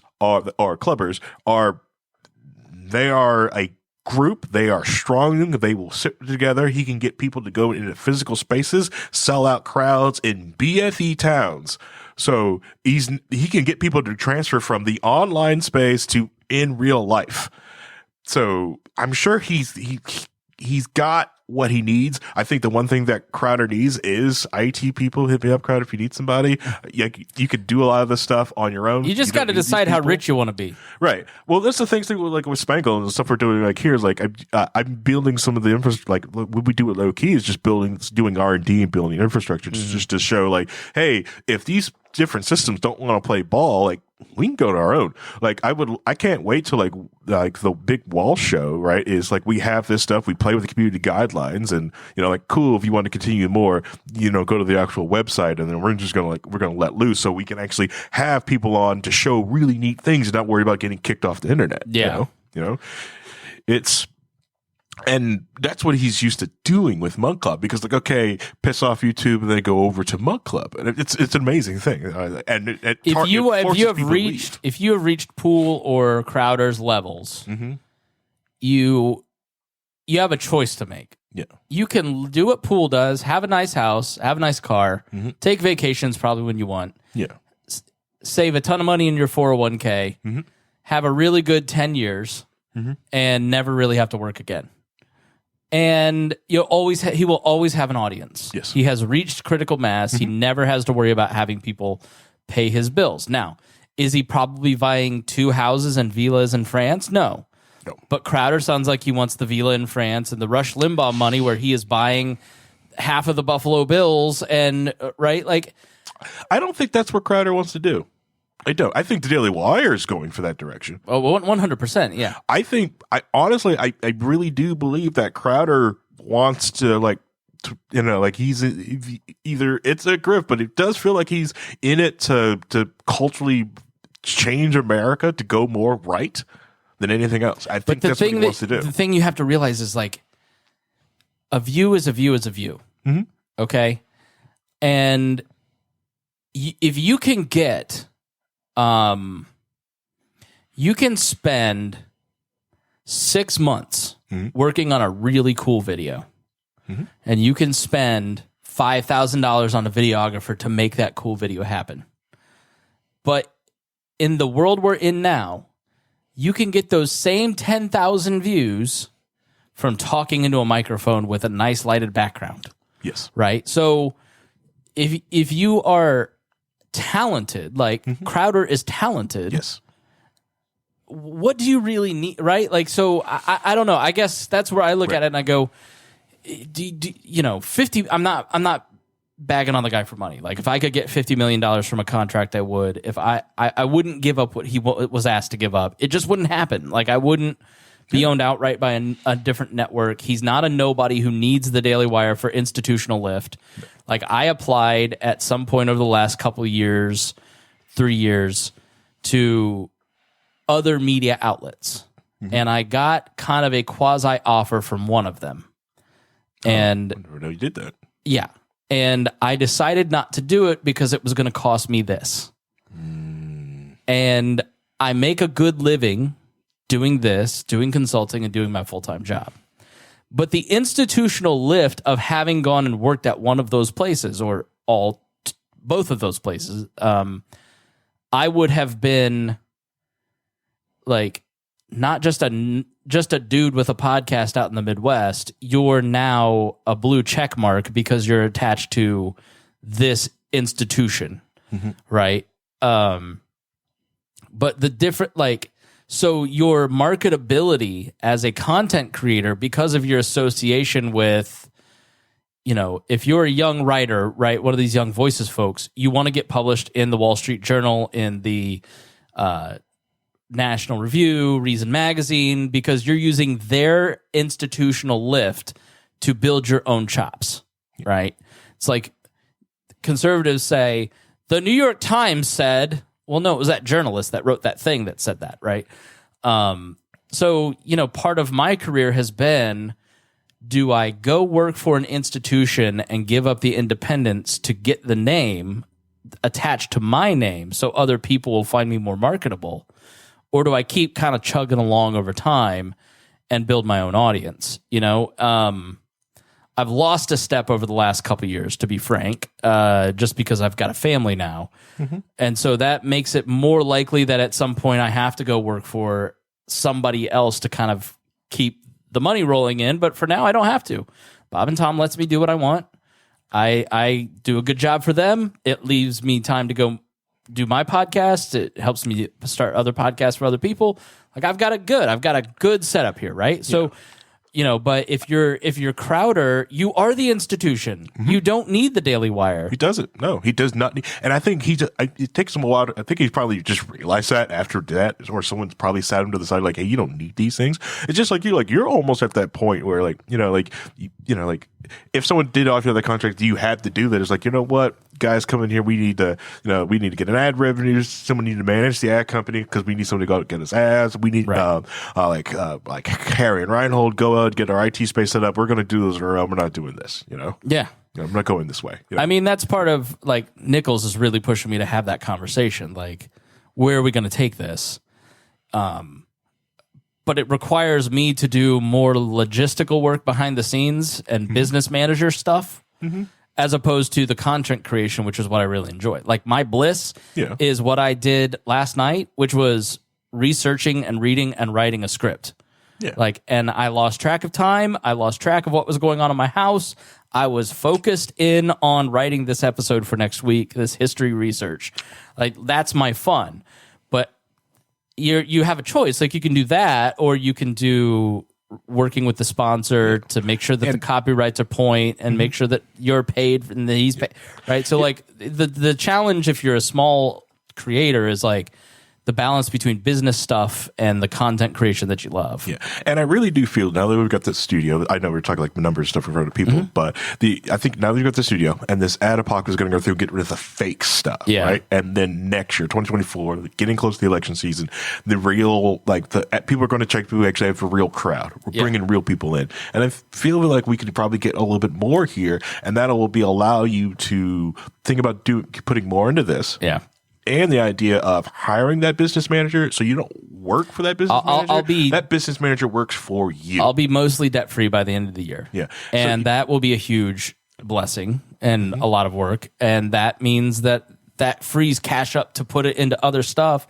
But you know what? When it comes to the adpocalypse, so basically what's happening now is all of these. There's been a rush to content for the last 5 or 6 years, especially post pandemic. Yeah. And streaming services. Right. So like in the podcasting world, you see like all of these people who you're like, Jamie Lee Curtis is doing a podcast because all of these major investors and hedge funds are putting money into buying people who can gather a crowd quickly. It's the same as the movie industry, right? Like, so the movie industry is showing you Top Gun 48 because they know that you're not going to go see Harry and the Devil Dance in the moonlight, right? Because you don't know what that's about, but you know Top Gun's going to be awesome. So, you know, all these actors, like Ben Affleck is starting his own studio, I think, with Matt Damon to like make movies. So you're just making movies for the love of making movies, and we don't care about making that much money. As long as everybody gets paid and we have enough to keep the business going and make the next movie, cool. But we're not trying to make Marvel's Avengers 87. You know, and so because we are libertarians, and I've been very intentional about this, we've never lived off of ads. Ads are really nice when we get them. They can help fund, you know, other things, and they can be a nice payout for our hosts, but we have never depended on the ads. We've always depended on the audience that we bring. The audience that we bring has shrunk a little bit over the last year, and that is my fault. But it's still enough. We still have enough patrons to make sure that everything's paid, and we're now getting the content to a point where we know how to create a crowd. We know how to bring people to this podcast and stay interested in it. You know, adjustments have been made, and now we can get back to where we were in 2017, 2018, right? Yeah. Our biggest numbers ever were 2020, and we'll get back there in 2024, right? So the other thing that's happened, so what's happened in the podcast industry is you have the majority of people are like us, workhorse podcasters that do it for the love of the craft. And you see like 4 million podcasts, 2 million podcasts, 75% of those are not producing episodes and not non-existent, right? And then there's a smaller number like us who are kind of the workhorses, and then there's like the elite of about probably 600, 700 podcasts. It's less than 1,000 podcasts that get all the headlines. They get all the attention, the Joe Rogans, the How I Met Your Mother, Bear House guys, right? Like, there's less than 1,000 of those, and I'm on 2 of them, by the way. With I manage one of them, and I'm on another. We are in the top like 1,500 for the Chris Spangle show, which is still a huge accomplishment. Yeah, it's huge. Yeah. So, but what's happened over the last 2 years is, as investors, the major ad companies, the major ad agencies said, okay, the Daily Wire can make money, then we can make money with these radio companies that are moving in, like iHeart and Cumulus and podcast companies that have grown. Like Amazon's now starting a podcast company. People are now creating content. So like a lot of like the mid-tier to lower upper middle money investors kind of said, well, if movies aren't being made, we can, for a fraction of the cost, make a podcast with the same with the same writers, the same actors, but scripted, and make the same amount of money that we would with a major release, but have way less overhead, way less, you know. So that's why all this money's kind of moved in to build all this new technology. That's why we went from never being able to get any of our revenue from ads to now ads paying a significant amount of our costs. And like, frankly, last month I was able to pay off a credit card because we had 3 advertisers, right? So the guy that was on today paid our internet bill. I'm going to give Harry cash for the next 3 months of internet because he was here. So, you know, because we have gathered a crowd and we have an audience, and, you know, we ran a test, and these people came to me, this major advertising company that advertises all over the place, and they ordered 1 episode of 3 of our shows. And I said to them, I will do this, and I will take your some $100 or whatever, but you're asking for 1 episode. I don't know what that's going to do. Advertising requires repetition. Yes. And this audience did so well with that tiny order that we secured a longer, bigger run this fall when that big ad agency wants to do it. So a mid-tier podcast. So I was told 2 years ago, oh, you've only got these tens of thousands of downloads for your network, there's no ad agency that's going to look at you. And you have to be in the hundreds of thousands a month.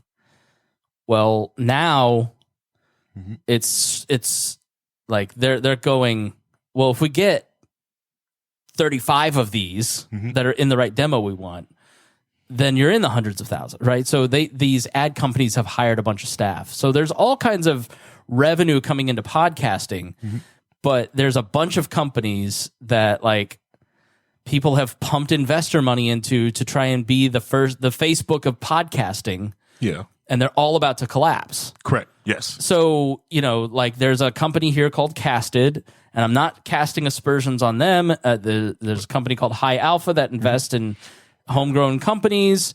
They've put a lot of money into this podcast host, and it's going to be sink or swim time for them. Are you offering a different enough product at a cheap enough price that enough people, when they go, you know what, I had this podcast, I did it for a year and a half, I've got 35 episodes, I've been paying this bill for $60 a month to keep this out there.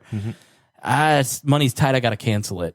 Right. And when all those cancellations tumble in this year as we go through a recession, you're going to see podcast company after podcast company kind of dry up because we've ended the merger. So what happened over the last 2 years was mergers and acquisitions. Everybody started a company in 2017 and 2018 for podcasting, starting a host or a transcription service or a headliner that creates, some little gadget that you spend $5 a month.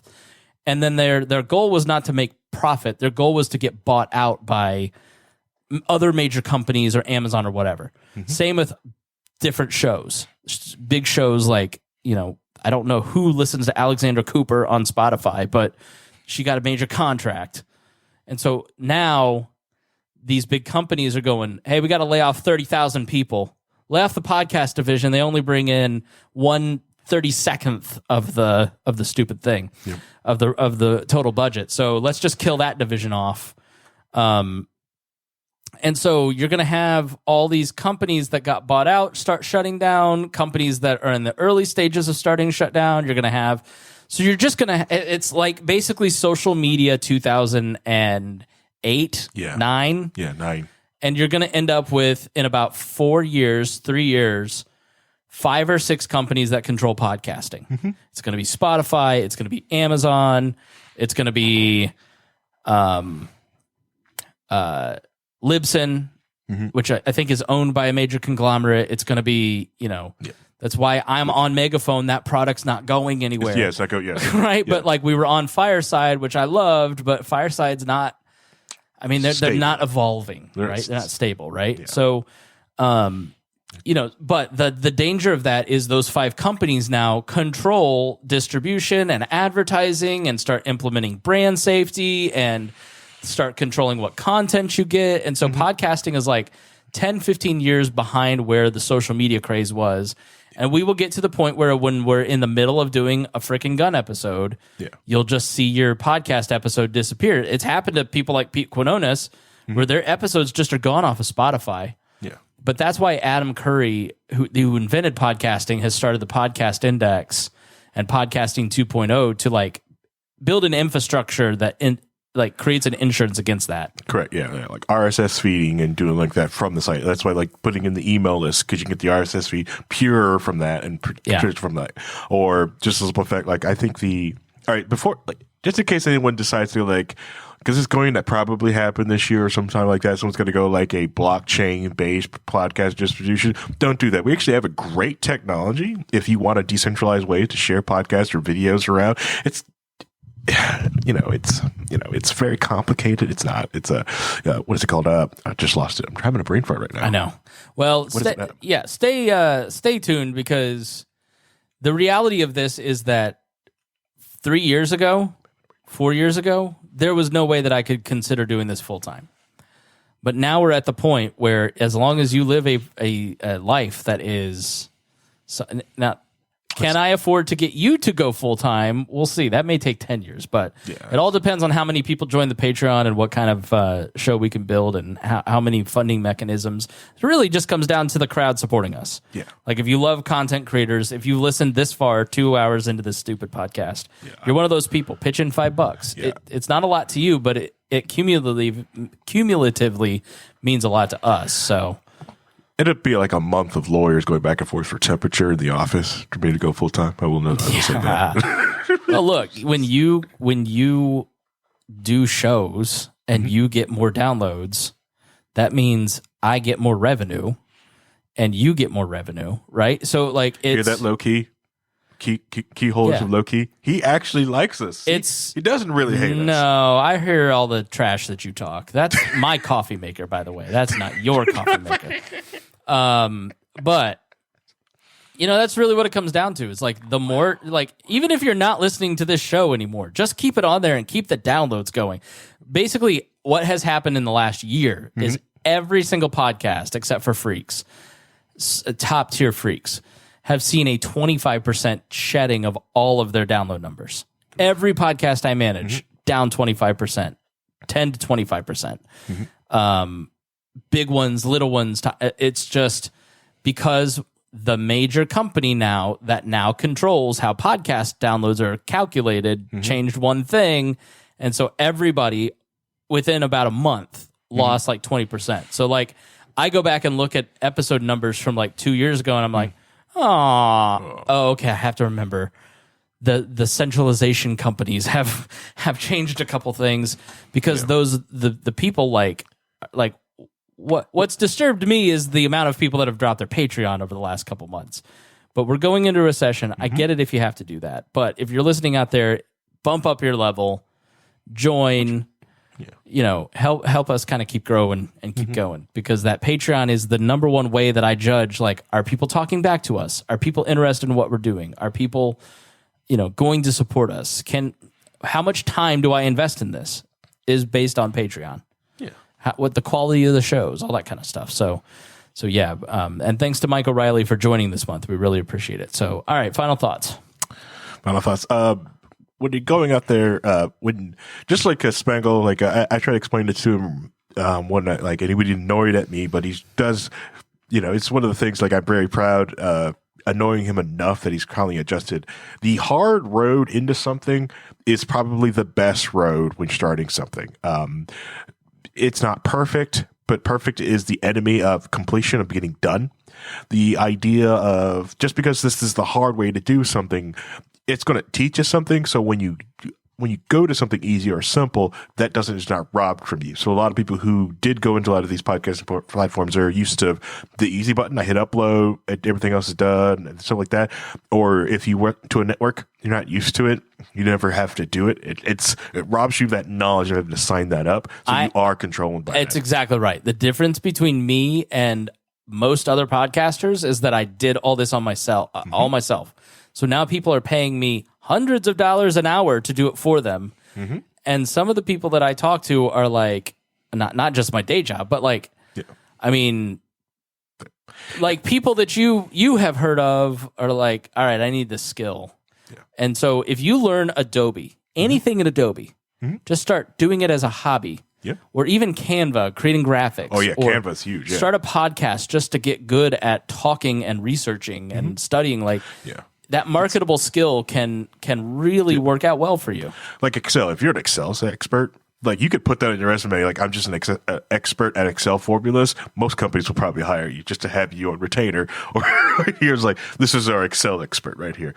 Go ahead and do your VB magic, because it's, a lot of companies just work in those spreadsheets. But and I'm sure, and it's just going to get, I don't want to say worse, but it's going to be like that. Like, Spangle is eventually going to, mostly just do podcast like consulting, because more and more people are just like, what do you mean I can't just sign up and just hit this button? Or I don't want to sign up because now this platform is wanting everything of my product. Dude, I know how to edit podcasts. Yeah. And so people who don't want to mess with editing and uploading podcasts, you get one for like a couple $100 a month, or $300, $400, $500, $600 a month, right? Yeah. But you get 10 of those people, you've got either a great livable income for yourself or enough that feeds your family, right? So like you are like I help people start podcasts. I consult people on their existing podcast, do audits. So if you've got a podcast, you pay me to kind of like go through, and then I give you a list of here's what you need to do differently to grow.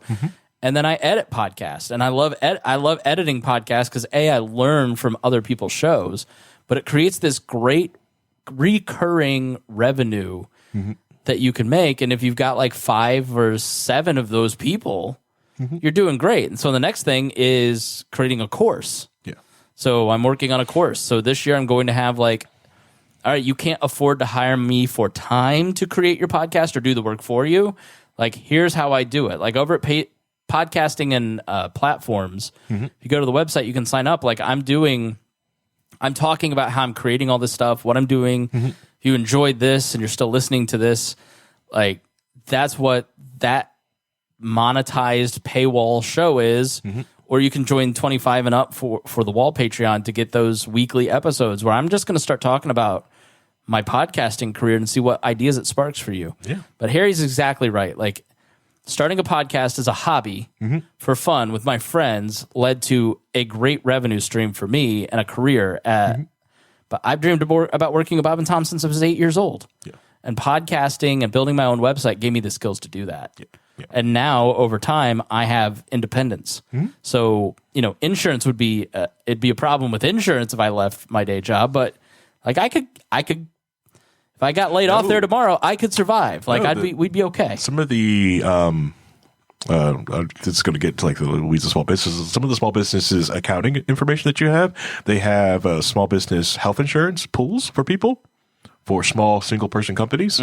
So you probably will spend the same amount and get the exact same type of insurance because they pool you with all the single employee companies. But all your information go to like this one company though. But you get your insurance. I can show you stuff after this. But like the other thing, like with Loki, like I always wanted the information on like how do because Twitch made it so easy to and YouTube too made it so easy to stream. What if I just wanted to do it on my own? So that's what Loki did. We spin up a server, figure out how hard it was, how difficult it was, what do we need to do that? And then it's like, okay, what if we wanted to build the Netflix or something like that, put things with paywall? Yeah, we can figure out how to do that. Yeah, we did it. We've got it. We've got it sitting here in the back burner. But we just wanted to know how to do it because if we ever do it, we'll probably do something with the easy button, but we want to make sure that we're not beholden to whoever we went with easy button and go like, what are you going to do? Leave? Boop. Yes, we own the domain. All that I've ever wanted for us and for myself is just freedom.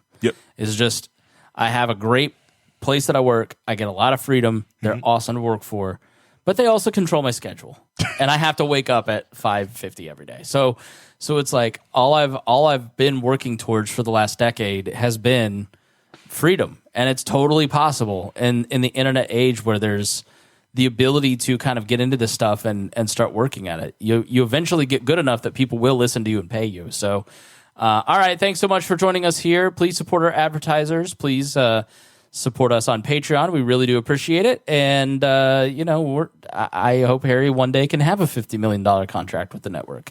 Do it for Harry. Even if you don't like me, everybody likes Harry. So, all right, thanks so much. We appreciate it. My voice is officially done. Can you hear how weak my voice has gotten? Yeah. So we need to go. This podcast was produced and edited by Chris Spangle and Leaders and Legends LLC. If you're interested in starting a podcast or taking yours to the next level, please contact us at leadersandlegends.net.